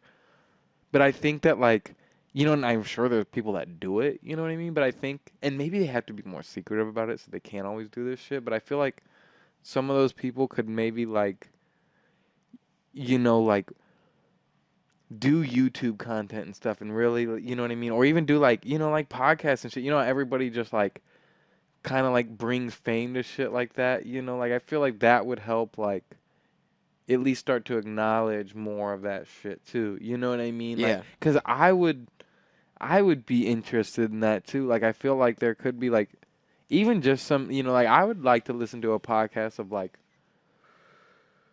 I don't know, like imagine like I mean I guess it'd be crazy, but like imagine like a director of a movie like like doing a podcast with like people on the set of a movie, you know what I mean? Yeah. Like or something, or like some kind of where it's like bringing in people and they're just talking about the experience, and that like comes with the movie type shit, Yeah. like Or like instead of,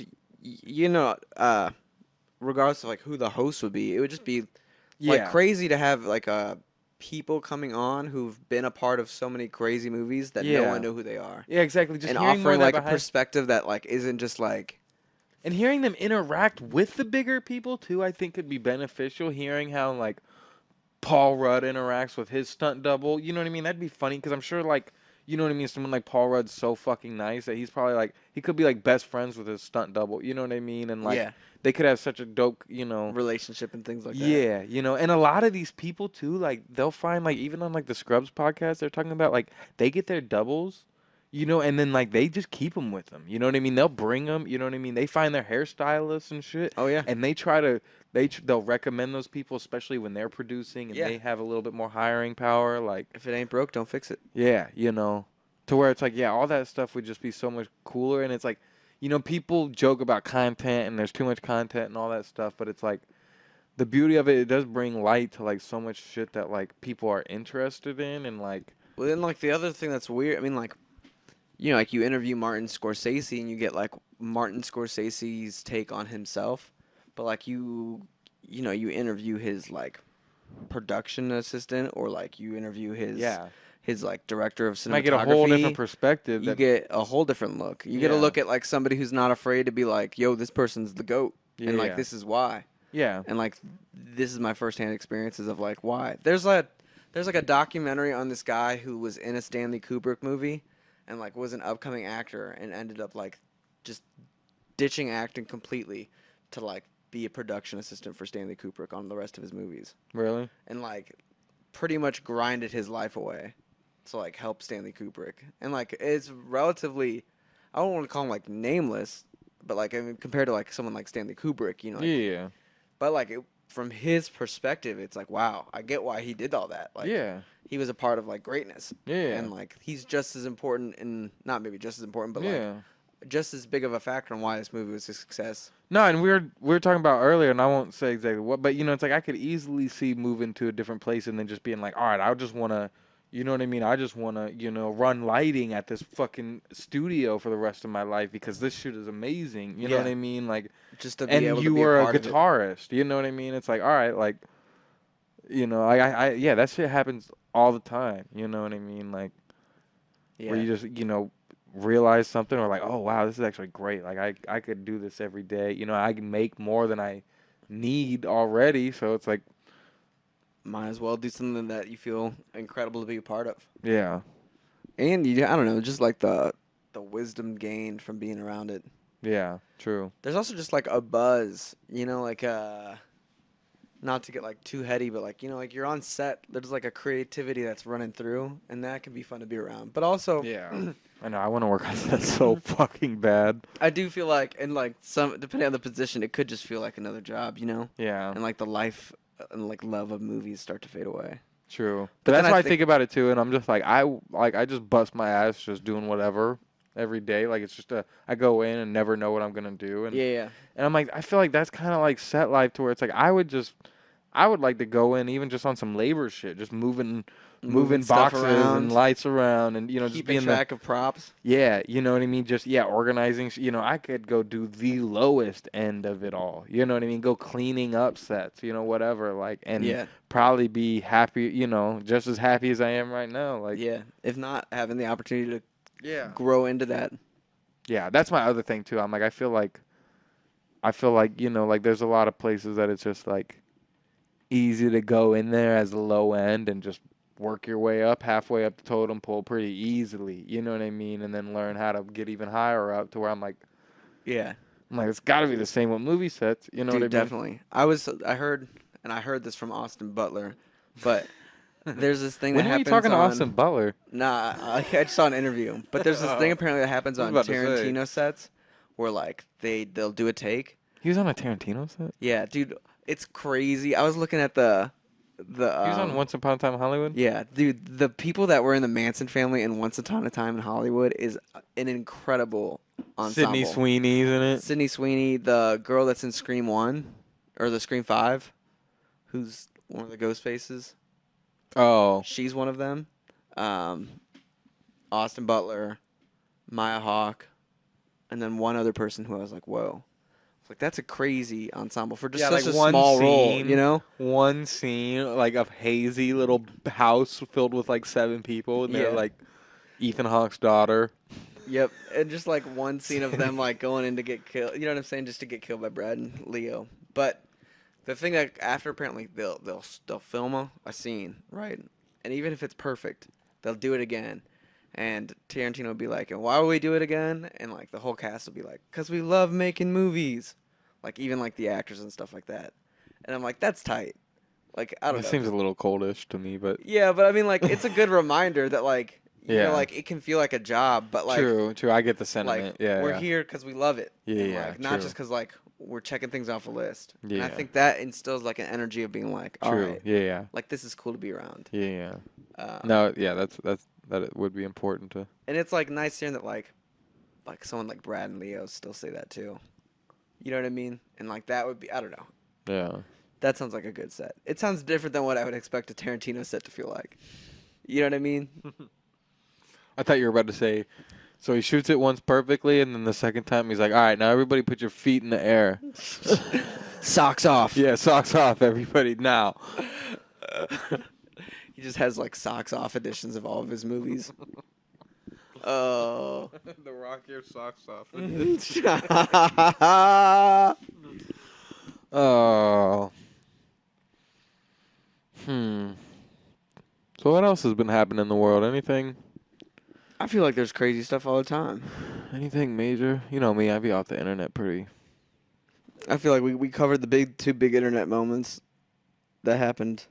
What, Drewski falling? Drewski falling. And there's been Joker set leaks. Have you been seeing that? No, but the Batman 2 date? Got pushed back? October 3rd. It's on Mean Girls Day. And my It makes me feel like it's gonna be a spooky Batman. it's also on my dad's birthday, which makes me excited. Really? Yeah. Just a weird little date, where Yeah. you're like, oh, that's dope. It's like, That's dope. yeah.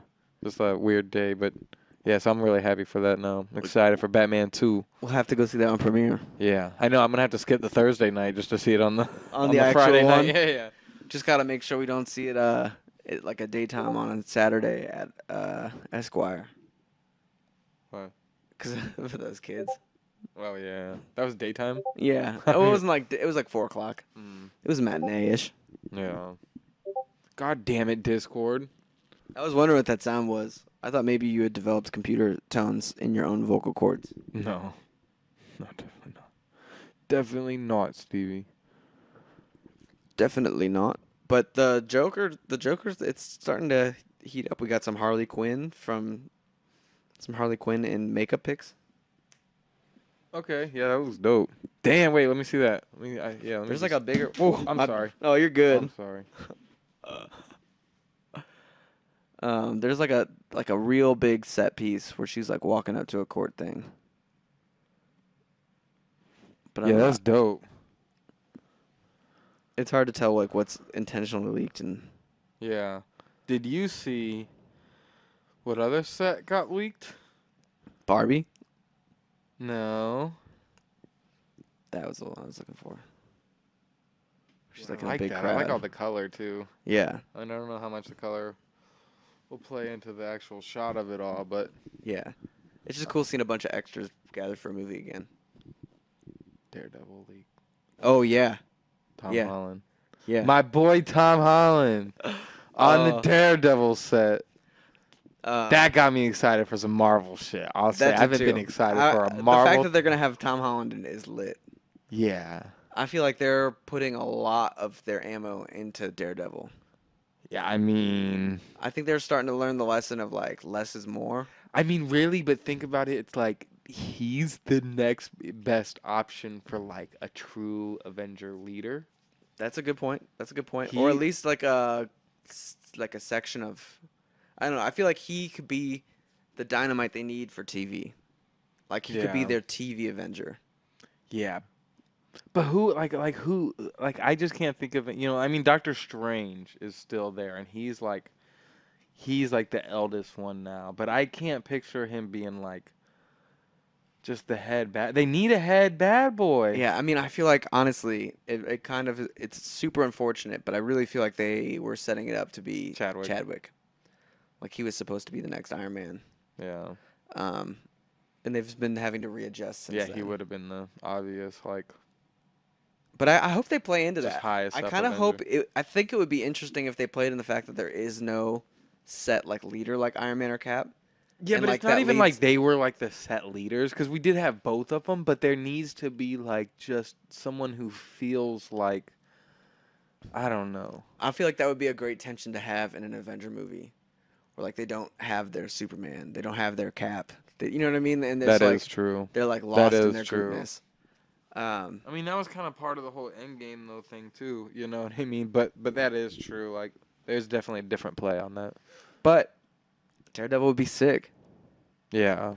I feel like they've learned some lessons from the Disney Plus TV show stuff. Because I can't picture them. They're not gonna. I don't know if they're gonna do a Daredevil season 2 after doing 26 episodes. That's what I'm saying. I think that they've learned that like you really got to go for it. Yeah. So it might be like his next thing is Avengers. That's true. Or his next thing is a movie. That'd be sick. And people just love him. I love him. He's a great Yeah. Daredevil. And then if he's already built in with Spider-Man, that like him and Spider-Man together gets them close. You know what I mean? Like everybody still knows who Spider-Man is as an Avenger, but not Peter Parker. You know what I mean? Yeah. So Spider-Man's still an Avenger. Yeah, that makes me wonder what time place that scene will take place in. If that'll be like a nod to a flashback, like a No Way Home flashback, when he was his lawyer, or if it's like Tom Holland just is like out Spider-Man and no one knows that he's Peter Parker. I don't know. Do you know that JPEG and Danny Brown dropped that collab album, Yeah, I think I heard something about That- Danny Brown album. I didn't realize it was a collab. Scaring the Hose or something like that, or don't Yeah. scare the hose, or something like that. But there's a line in it where there's JPEG, like the hook is like, and I'm glued to you like Tom Holland with addicts or something like that with an addict. But like it's like a reference to Zendaya Yeah. and Rue. I don't know. The line comes out smoother than I'm giving it credit for. Yeah. But like when I heard it, it took me. I was like, Tom Holland's with an addict, and I just like did not put it together that he meant like Zendaya and then Rue, like that jump. But I was That's like, wild. that's nice. Who said that? JPEG or Danny Brown? JPEG. Mm. Yeah, it's a pretty good project. Oh yeah. I mean, it's very experimental, obviously, but I haven't listened to the Black album yet, but which Black album? Black album, Six Black. Oh, Black. yeah. I haven't either. But the album art looked great. And Yeah. that song you played before was amazing. Yeah. I've been playing the hell out of that song, but There's been a lot of music coming out recently. It feels like a little bit overwhelming, as always. yeah. Like Lana was this week. There was 100 Gex last week. I heard Lana was ass. I heard her A&W song though, and I did really like that record. Yeah. I mean, there's a few really songs liked- that I really like on this project. Yeah. But I thought the memes were pretty funny. Everybody like doing Family Guy. They're like, yo, this album boring as fuck, and then it's like them watching Family Guy while listening to it. Yeah. Well, the weird part about Lana is like she's so far from what her original sound was and like her original appeal was, but like I think her artistry is peaking right now. But it's not Yeah. like I think her instant writing is so entertainment. well, but then her writing can be like so ass sometimes too. Like It's true. It Like, just it's is a little like bit too like full of itself. yeah, you know what I mean. But then she'll just write one song that's like holy fuck, you know what I mean? Like the A&W. "Fuck It I Love You" song is like one of my favorite records. I think like that's like that album. and even that has some bad lines in it, you know. that album was like her turning point for her like artistic direction at least. Yeah. And I love Norman fucking Rockwell. Yeah. Like that's a great album. And now she just does the long weird titles, like Yes, and like the honestly long songs that Yeah. are like slow and like very lush production, and like it works for her. But like honestly, I don't think she's like ever gonna be aiming to have like a Born to Die hit again, if that makes sense. yeah, you know, she's definitely I mean as much as weird as she is, and she's done like a lot of weird shit, I do like respect her like need to just be who she wants to be. You know what I mean? Like I do respect that, even coming off of like who she was at one point. So I've always had a little bit of respect for her for that. But yeah, I don't know. When I heard that A&W record though, I was just like, yo, this is really good. And then this turning point, she kind Yeah. of starts flipping the Nelly shit. You know what I mean? Like, Yeah, you know, and I'm like, the Puff. production, I'm like, this is very weird. This is experimental. This isn't perfect, but this is very cool too. And I was like excited to hear maybe people be like, oh no, this is so weird. And maybe like the album was a little bit more industrial and like weird like that, but I haven't listened to anything and I haven't heard many great things about it. I mean, yeah, it's very ballady. Yeah. You know, like very slow. And you would expect that, but And that's I'm here for that. But no, I thought what was really interesting is, you know, like when Lana was coming up and like Drake did a lot of it too, like that low pass effect where like you have the beat and you like take off the high end and it makes like the underwater sound. And like instead of doing that to like lead into like the full beat, she has like it's like the high end of the beat and it sounds like it's coming off like a tape player or like a vinyl thing. It's like, and then all of a sudden the full beat drops in and it's like, boom. It's it's like the opposite of the Drake effect. Yeah, but like it works really well, and it has this like cool feeling that feels retro but also modern, and I think Yeah. that's like Jack Antonoff at his peak in terms of like being a great producer, and that's like why people go to him. I don't know. He's such like I feel like an unnecessarily controversial producer. Do you know what I mean? I was about to say, the internet has basically made me not like him anymore. Yeah, but I mean, like, there's a lot of songs that he's produced that I love. So I'm like, but I get why people are like, oh, you can sometimes hear a song and be like, Jack Antonoff produced that in a bad way. In a not great way. But there's I can't even do that. I don't even know enough about him to do that, because I know that I've listened to tons of Jack. You know, he did a lot of Arizona Baby. Yeah. You know, he's worked with Kevin a lot. He's worked with, you know, a bunch of other people too. You know, like, I think, like, personally, like, the things I don't like when he's going to make pop music. I think it comes off a little corny. yeah. But like when he's going in to make like artistic based stuff, like when he was working on Arizona Baby, or even like Folklore, like with Taylor, that's when he peaks. But then he tries to like the new Taylor Swift album. There was just times where I'm like, this just feels like too 80s, Whoa. 80s nostalgia driven. Yeah, I'm sorry, Swifties. Watch it. Sorry, Swifties, but I am a Folklore Swiftie, so Turn around. I'm sorry. I'll get out of here. I'll get out of here. The swarm is coming for me. They're coming for me swift. Did you see any? Watch little Dicky try to make the new series Swift. Oh man. Have you seen any like footage from her Eras tour? No. I I heard about her diving. Yeah, I was gonna. That's all I've seen. That's all I I've did hear seen. about her diving the stage, and someone was like, "I don't know how she did it. It's the craziest thing I've ever seen." I also don't know like why she did it either. Like, I'm like, why are we diving it? You know what I mean? I love that. But it's hilarious. I love it. I love it too. That makes me appreciate it. Just her just diving randomly, just no context, diving into the stage. Dude, there was people being interviewed that were going into her show, and like a few of them were like, "Yeah, I'm going to see her multiple times in this tour, in like multiple cities." I was just like, "Who are you? Like, People how with can way you too much fucking afford money. this and like B, like, why would you want to see the same show multiple times? It's not like she's like playing different sets. Whereas like, and this is, I don't know, I can't really talk shit because I'm seeing Dead and Co twice this year, but but like at least when I go see them, they're different sets. And you've seen them twice in other years. Yes, And yeah, so. but I mean they're different sets. I haven't seen them play all of their. You know what I mean? You haven't seen them play every song they have? Well, I don't think I've seen them play the same songs twice. All right. Well, either way, I think that the world is filled with more people that are just like actually related to like rich people than we like to think. That's true too. You know what I mean? Like, I think that there is a good majority of people that just have access to other people's success that we just don't even realize that it's like a huge fucking number of the world. Yeah. Because it's like, that Well- is the thing now with, especially with like fan culture festival. It's like you can't even afford to go to shows anymore, and that's crazy. So it's like the people that actually do go to shows, it's like, yeah, there's a lot of people that can, you know, or at least have good jobs, and they're like, yeah, I want to go see Taylor Swift, whatever, you know what I mean? But like, but even it's like other shit, you know what I mean? It's like such a I mean, like the Drake just got in trouble for like their ticket pricing. really. But it was like $300 for like some of the worst seats.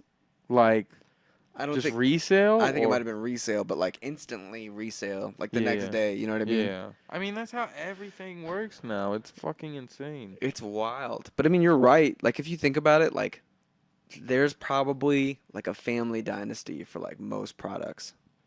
Like most products that we don't even think that are like would be crazy profitable, like toilet paper. Yeah. Oh yeah. Paper Everybody's towels. got that. Yeah. You know, like And like you Yeah. don't even have to do anything. They just own the factory yeah. and they get it passed down. And I don't know if you know, but I know someone who is related to the like owner of Ameren. You know what I mean? And you want to? I'll tell you who it is after the pod. Yeah. You might understand it a little bit more, but you know what I mean. But that's always that's part of the reason I like this season of You is because like the people he was hanging out with, like they Like all had nepotism they shit. all had a connection like that. Yeah. But it's weird when you think about it. I mean, But like yeah, even it's think- random shit. Like you know, like you could be someone whose grandpa just owns like a bookmaking company. Yeah. Yeah, or yeah, and then it's like, and then you think about like, yeah, someone who's so successful has a tree of maybe hundreds of people that have access to this money. You Yep. know what I mean? Like, maybe not full access or whatever. Or but, like you know, they had money like for a generation, and that generation took it and invested in a ton of shit, and like now they have a huge portfolio. Yeah, there's also tons of shit like that too, where it's just people that are like, like they don't even have companies, they don't even have anything. They just have success and invest it. You know what I mean? And like, Put it into a trust fund, and then it can't be taxed.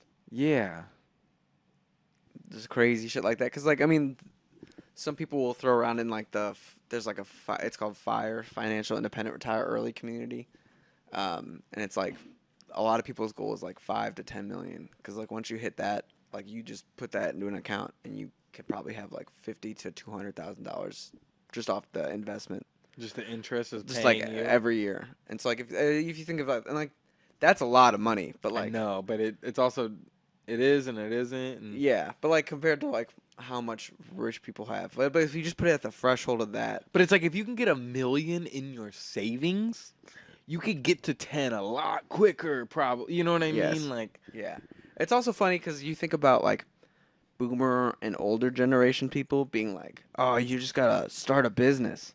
But it's like when they were our age, there was a lot less businesses. Like, there wasn't quite the amount of opportunity that there was then. now there is 1 million. Now there is at least 100,000 businesses that are only designed to make other people start their businesses. Yes. Yeah, or be a tool for somebody to For- like run their business. Exactly. You know, and then you think about like that's why like I think the tech boom was so appealing to a lot of people, and like the app boom, because they were like, oh shit, now there's suddenly new opportunities to expand into. Yeah. Yeah, and now it's crazy because like we are really hitting like we're getting closer and closer to fucking real depression and shit. And it's like, and I've been thinking about it for a while, but it's like, people have been upset about influencer, content creator money, all the money, all this world money. It's now getting shifted into these other people, and those people are building these new things. These YouTube creators, all these people, now they have another group of 50 people that are getting rich off of them. You Yep. know what I mean? And that's a lot, think about in the last like 5 years, how many kids have gotten rich off of content. And that's why like a lot of these companies are like, there's so many companies that are like really they're saying that they're losing a lot right now. Like all the big companies are down right now. Like even like Amazon, like even Amazon. What did they just say? You hear about that? I mean, they just laid off 8,000 people. Yeah, everybody's laying people. That's what it is. They're starting Yeah. to lay off people. You know what I mean? Which is the real sign of like, oh shit. Yeah, I mean, I personally would already classify us in a recession. Yeah. Even though like they won't say that. Yeah. Like I get more worried like what you were saying that like we're realistically headed for like we're in that now and we're headed for something like worse. Yeah. But it is crazy to see these companies that were like the pinnacle of like a stable company. Like Disney's doing layoffs. Apple's doing like Facebook. All the big dogs are doing layoffs right now, which is just a huge sign of oh shit. Banks are closing everywhere. Like yeah, and it's like the jobs that people were like aiming and gunning for are now like not possible. And then you Yeah. have these people who have had incredible jobs that are going for like a notch down. And so it's like I don't know, it's just like a trickle down effect Yeah. in terms of like that. But plus it's just I don't know, it kind of sucks that like a lot of the reason that they're cutting down is cuz that's like the easiest way to like make sure they maintain profits. Yeah. Yeah, but it's just crazy thinking about like where we're gonna be at, you know what I mean? And maybe it's for a good thing. Like I think, it could be for a good thing. Like it just is scary to think like, okay, these are the people that are supposed to be like really making money. If they're worried, that worries us. But it's like maybe the money is getting a little circulated differently. Yeah. For the better. You know what I Yeah. mean? Maybe we can work into a more, I don't know, a little bit more of a balanced world this way. And I think that they're just scared of that. You know what I mean? Like the big corporations and stuff. Like, Well, and I think the other thing is too that a lot of what's happening is like billionaires trying to protect their billions, if that Mhm. makes sense, at the expense of like normal people yeah, not being able to accumulate their own wealth. Mm-hmm. Because like what we're talking about here is like not like the trust fund rich kid babies. You know what I mean? But I mean, and the reality too is like a lot of these people that have these jobs are kind of that person who like had the connections and the network Yeah. to like. But But that's what I'm saying. The more people can creep up and get 50 million in a good 20 years out of or Yeah. 100 million, they sneak in and they find a little loopholes in the industry to make 50 million real quick. The more that keeps happening, the more they have their group of 100 people that can then take their that 10 million that gets invested into something, you know what I mean, and expand that. It's like eventually it's just like now there is like a lot more like rich, successful people, like not just in LA and New York. It's like all over. There's like these mini rich people. You know what I mean? oh, definitely. And mini compounds and just it's like it's like now like it's like everywhere is starting. Atlanta's booming, Austin, Texas is booming. You know what I mean? Like, it's like pretty soon. It's like hopefully it's just Spread out. yeah, but it is really rough right now, and especially with all these smaller towns having to like work with this world that's like fucking getting way too expensive too quick, Yeah. like Yeah, no, definitely. And like not to mention like we're in the middle of maybe one of the biggest technological changes and developments in the last like since the iPhone probably, which is just like AI being so like readily available. yeah. I think like the thing that realistically freaks me out a little bit is like all of these like high-end jobs that like the work from home jobs that like people really I mean they do a lot but they're not like No, they're not doing shit. yeah. I mean like they're not crazy difficult jobs but like they're pretty easily replaced by like somebody who's able to be like all you have to do is be like, hey, can you write me out a schedule? Like using this, and this, like information, and then all of a sudden that schedule's written out in Outlook. You know what I mean? Like that job's gone. I don't know. I feel like for like the last like Holy shit. however many years people were like, oh, automation, like the first jobs that'll go will just be like people that work at grocery stores or like McDonald's. But like low key, the first jobs that are gonna go are like administrative jobs. You know what I mean? Yeah. And then it's like all of this would be like a crazy, amazing development and not worrisome if it wasn't for the fact that like Yeah. we need to work to live. You know Yeah, what just I mean? because there's robots that can stock the shelves at Schnucks doesn't mean that all the fucking Schnucks are gonna have fucking all robots stocking their shelves. Like that's Yeah. a lot of money still in its own. One, like you have to pay for the robot. Yeah, maintenance. If Like- it busts, you know what I mean. You got to buy a new one. You know what I just mean. have to pay for a subscription fee for the AI. Yeah. You know what I mean? Like you just have to use your computer that you already have. I don't know. Yeah. And like if we all could use this technology to be able to work less and live at the same life quality, that'd be sick. But realistically, it feels like people that already have like that own the businesses just like found a huge loophole to make their budgets have a huge. You know what I mean? Yeah, another a way to make 2,000 layoffs on a major company. Yeah. Just to Just to make profit. Yeah, a little not bit even because, more manageable. Yeah. Meanwhile, the CEO gets paid whatever amounts of millions. Yeah. That shit's always wild to me too. Crazy world. Crazy world. Let's just take all the billionaires' money and give it out evenly. That sounds nice. Yeah. That sounds nice. Well, let's lighten it up with a little movie talk before we close it up. Are you interested in A Good Person? Wait, what's a good person? Zach Braff's third directed movie. Oh yeah, sure. Florence Pugh. I thought you were like asking if I was interested in like In a good person. being like a good person. Are you interested in being no. Have you seen anything for it? Have we talked about it? No, I'm actually gonna look it up right Florence Pugh was on the Scrubs podcast last week. Which Really? I thought was really now. That's cool. kind of neat. Yeah, it's pretty cool, and it was great hearing them talk. You know what I mean? Especially after going through a breakup and then having to do like a press tour on Yeah. a movie that like he wrote it for her in COVID when they were living together, and Oh shit, this is a pretty lit cast. yeah, it's I think it's gonna be a really fucking good Florence movie. Pugh, Morgan Freeman. Yeah, I'm pretty sure the setup is like Florence Pugh like is kind of like a troubled person, and she's also like a singer-songwriter in it, which is kind of cool. And she actually wrote a song and like sings it in it for it. That's supposed to be really good. But I think she like accidentally kills Morgan Freeman's daughter in a car accident. Oh shit.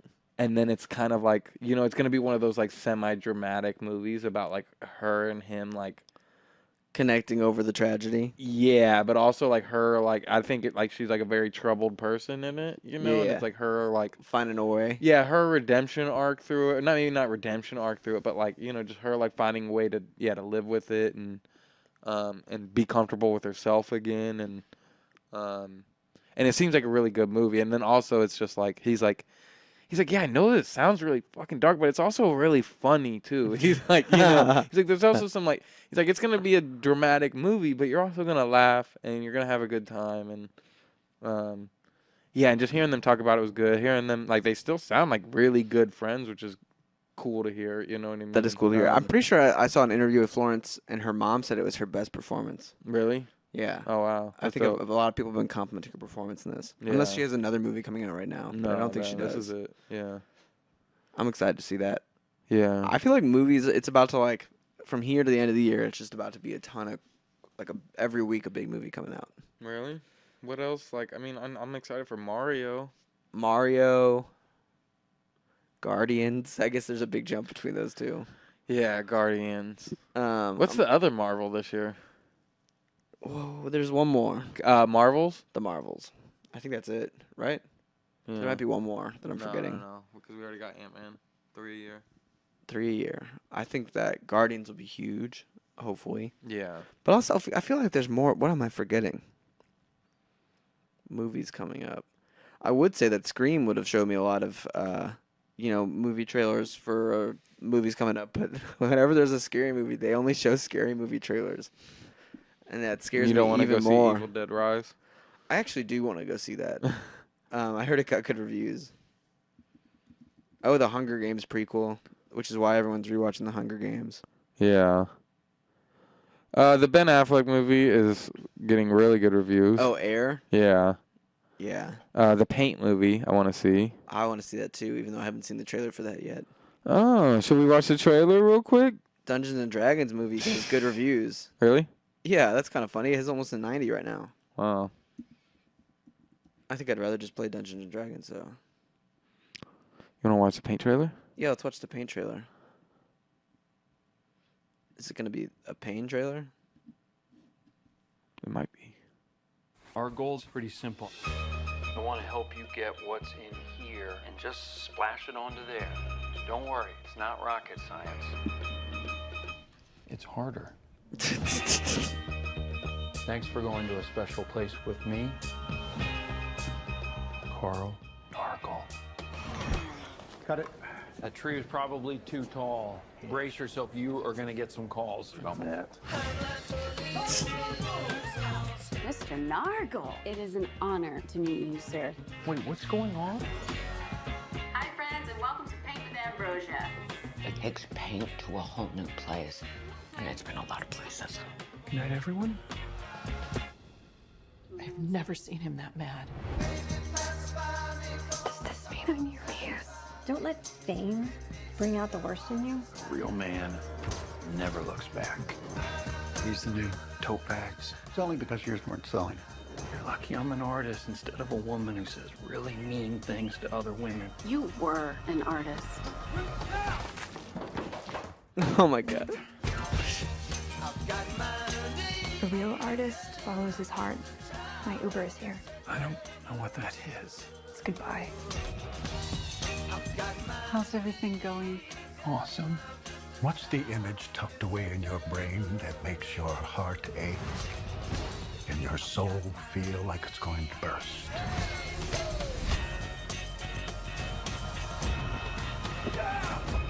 Carl is one-dimensional and very sexist. You know I don't care what people say about me.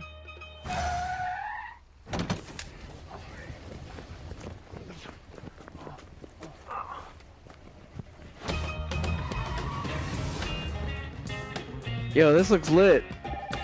PBS Burlington. Carl stole my newspaper. Yes, we're aware that Carl is stealing newspapers. Please hold. So it's like inspired by Bob Ross. Yeah, I guess but like, it isn't. I don't. Yeah, But like taken to a new level. Because I'm pretty sure Bob Ross is just like a pretty straightforward, chill dude. But also, I could be wrong.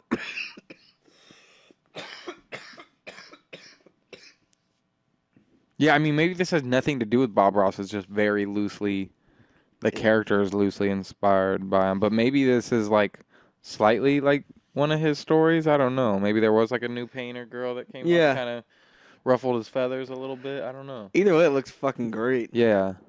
And I always love movies about movies about artists. I think I saw a whole different trailer too, like because there was this one that's like 143 and one looks. Yeah, I guess this one was 2 weeks ago. And like, all right, so this is not. I hate hating on things just because they're popular, but there's something about me that I just want to be sure that I highlight other movie production studios more as one of them becomes like ubiquitously popular. Well, you're trying to hate on A24 now? Yeah, a little bit. Not trying to hate on them, but like there's something about like people that are just like, oh, I love A24 movies, man. They're always the best, always so goated. And I'm just like, I get it. They are. They really are. They're always my favorite movies. But like, IFC makes great movies. Spotlight makes great movies. Fox Searchlight makes a lot of good movies. IFC is like the OG A24, if we're being real. Like, and like I love A24, but also I feel like people should appreciate the goats that led to A24. But they came through. I was hating on Marvel, or not Marvel, but A24, like the beginning podcast eras. Yeah. And I forget what it was. At a certain point, I just got sick of going to A24 movies and loving them no matter what. And they did get a little different. They started to feel different. But there was an era, too, where it was like... And they have some misses. Everything was the same ratio size. You know what I mean? Like, to where it's like, all right, even like, you know what I mean? Like, mid-90s feels just like, you know what I mean? Like, I don't know, like a horror movie on it. Like, there was something that made it feel the same.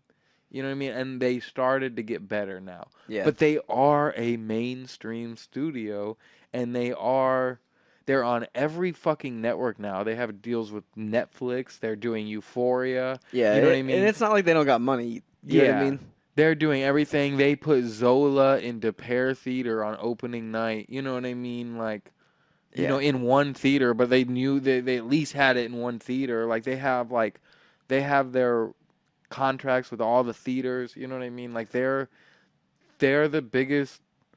They're one of the biggest movie studios right now. And like they have their bangers. They have their huge hits like Everything Everywhere, Midsummer. But they also have ones that I think go under the radar. Yeah. Like Red Rocket. Yeah. Like Waves. I don't know if you've seen Waves yet, but Waves is incredible. I'm surprised Waves doesn't get more attention just on the fact that it has Frank Ocean music in it, like as the main music. But I guess I don't want to hate on them. I just like wish that more people were like liking A24 movies wasn't like a personality trait. Yeah. Yeah. But I get it. I get it too. Like I'm fully here for it. And I mean like obviously I see like most A24 movies in theaters. They just did the marketing right. They branded themselves right. Yeah. And they, you know, and it took them a second to get that. You know, they had been around since 2010, you know what I mean? Or so 2009. Like, I think they took chances in a time where people weren't taking chances.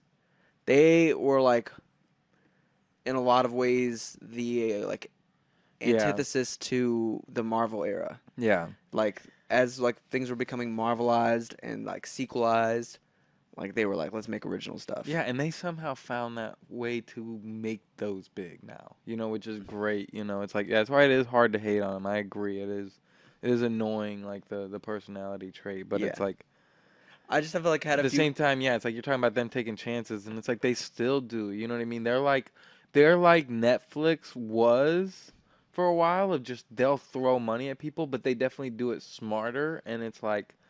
But they also, like, they've had a lot of shit that they've, like, put out that it's like, all right, we're not, like, what? Frank Ocean has a script with A24. Travis Scott has, you know, they got all these artists that have, like, all, like, announced A24 shit in the last, like, 3 years that we haven't heard of. Yeah. You know? And they have some flops. Like, I think Men was kind of a flop.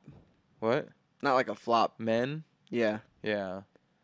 I don't know if you ever saw it. No, I never Not saw like it. a flop commercially, just like, I don't think it hit. Yeah, but I mean, Zola didn't hit either necessarily. Yeah, like Red Rocket didn't hit Yeah, either. but I also thought Zola was a great movie, regardless Yeah. of hitting. I think Men was like a flop in terms of Okay. quality of movie. Okay, but like, yeah, but they still like that's like the beauty of them is they found a way to like make their money and then also be able to support their movies like that. Do you know what I think their secret weapon and secret ingredient to their success is? What's that? They leaned into horror. A lot of these indie, like Fox Searchlight, IFC, Yeah. Spotlight, they don't have a horror movie. And like A24 sort of re-sparked like the modern horror in some ways. A24 could be a lot cornier without Midsommar, It would without just Hereditary. feel like coming of age movies. Yeah, because that was my biggest complaint too. Is like, you know, I mean, Florida Project is one of my favorite movies of all time. But Yeah. like, Dude, you know, I heard a little interview with Willem Dafoe, and he was talking about how like next door to that motel, there was like one of those like helicopter things that you like ride in a helicopter and it takes you up for a little bit and brings you down, and they didn't have enough budget to pay them to shut down, and like the helicopter people were like, we're a business, like we have to make money to stay afloat. so they had to film through So the they had to helicopter. film through it. So sometimes in the movie, like you'll hear like helicopters going loudly, and they just like yell over it, and it feels right in the movie. But it was because they couldn't afford to pay the people to shut down. That is why low budget shit is so amazing. Like, It works because like, that's what the hotel would have felt like if you were there. Like it would have felt like some loud noise next to it because it's. Stevie, we really gotta try to film some shit soon because I just keep getting like, I don't even know what I was like thinking about, but there was something that I was thinking about like, where it was like a sequence that I'm like, oh, it was back to our movie, Massive Talent. It was the fucking sequence of them walking up to each other. You know, when they were like, the first time they were seeing each other since they were like told to kill each other. Yeah. And it's like, it was like a drawn out walk. There was like so many different angles. And I was thinking, I'm like, this is at minimum 1 day of filming. This 30-second sequence was and no, like not like just a little bit of dialogue. I'm like, this was one of their days.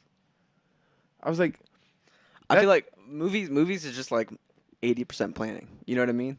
And if you like can plan out and think about what you want to do, that execution on day of is a breeze. that's what I'm saying. And I'm like, and that's so crazy. They have like hundreds of people, you know what I mean, working to create this thing, to create this 30-second sequence in 1 day. When I'm like, I think there's definitely like some ways you can get that same scene with like, you know, on some lower budget levels. You know what I mean? Like, I don't know. I'm like, I think I could film something like that. You know what I mean? Obviously not as quality. You know, lighting's not gonna be perfect. Whatever. But it's like, yeah, that's stuff you could learn. Yeah, you know, just by doing it and be better at once you earn a budget. Yeah, I mean, you know? if you especially think of a movie like X, like all you'd need is like one good location, like 5 people who are down.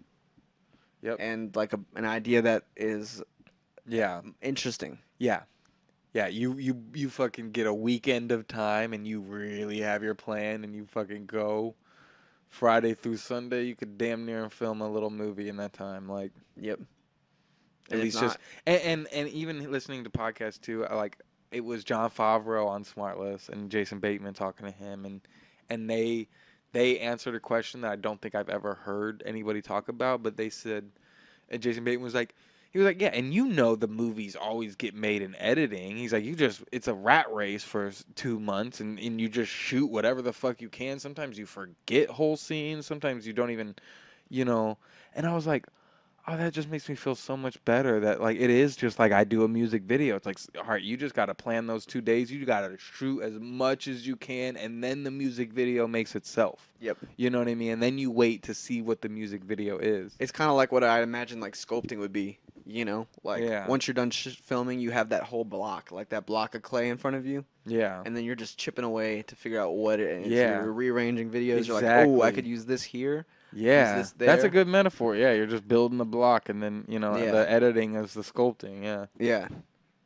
It really does get made there. Yeah. And then you have the movie magic where, like, you do the ADR. That made me feel so much better, though, about movies of thinking, like, okay, like, now I can think, like, all right, I don't have to know how the whole movie is shot before, you know what I mean? Yeah. Or, like, how the whole movie's going to edit. You know, I don't have to, It just makes it less like, all right, now I just got to think of an idea and just go film as much as I can and pray I get something. Well, then like you start to think of movies like Before Sunrise, where it's like you just have to know that like two people fall in love, and like you kind of have to have starting points for the conversation. But like if you get the right people, you're in a beautiful setting. Yeah. You just have to let them talk and film and just like let it go and let them be actors. And like that movie kind of works out itself. Yeah. You know what I mean? Like that movie, a lot of that movie is just like pulling from like pure lightning, you know? Yeah. Yeah, we gotta try to make some shit soon. We'll definitely make some shit. But yeah, this is a good pod. Yep. Should we call it? We should call it 99. 99. Last one before the storm. Before the storm. That's what this part is gonna be called. Before the storm. You're gonna think this is some Q podcast. Some QAnon. Why? That was their like thing. Phrase? Yeah, before the storm. The storm was supposed to be January 6th. Did you hear Trump tried to rally people and got 50 people the other day? Yeah. I'm being arrested. Come protest this. He got 50 people. I feel like half in the Florida. People... What? It was in Florida. No. Oh, I was about to say if he only pulled 50 from Florida, no, that's a bad sign for Trump. Yeah. He's got to pull at least 200. I think if they would have arrested him, there would have been bigger crowds. But yeah, I don't think that was real. I think he just made that up. Yeah. But who knows? The AI. Running. I liked the picture of him running because it like I just like the idea that like he's actually like really fast. Like super, super strong. You know what I mean? Like he like puts on he just like starts booking it. And he's just like super strength. There's like video and then he like gets to a jetpack or some shit too and just flies off. Like, watch him do some crazy escape. Like if he ever actually does get arrested and then he just disappears. Like he'd be the one person that could probably like actually like weirdly escape the cops. Like from dude, it just reminds like Arrested Development. The dad in it, the old guy. Like he's constantly like. Throughout the first 3 seasons, he's always under arrest. Yeah. So he's always trying to find ways to like escape and break out. And one of them is like a jetpack at one point. So I'm saying I could see Trump doing like some crazy shit, like, you know, escaping out of a helicopter on the roof of his fucking building. You know what I mean? And then just like getting away, like somehow, you know, like miracle. Yeah. Well, anyways, guys, posting videos in a different country where it's like legal. You know, hey guys, hey. He's just like in a jungle somewhere. I'm here with the guy who killed Tupac. Yeah. And Tupac. Yeah, and Tupac. The guy who killed Tupac and Tupac. Oh. All right. Yeah, let's close it out there. Good pod. Somewhere out there. Good pod. Thank you all for listening. Follow us at movieclub.com. No, follow us at MovieClub the podcast on Instagram and at MovieClub the pod on Twitter and something on TikTok. Yeah, and YouTube. MovieClub the pod or MovieClub the podcast, whatever. Try and YouTube. Follow us. Subscribe. If you type in MovieClub the pod, we'll come up. We'll be there. You heard it here first. We'll come up, guys. MovieClub.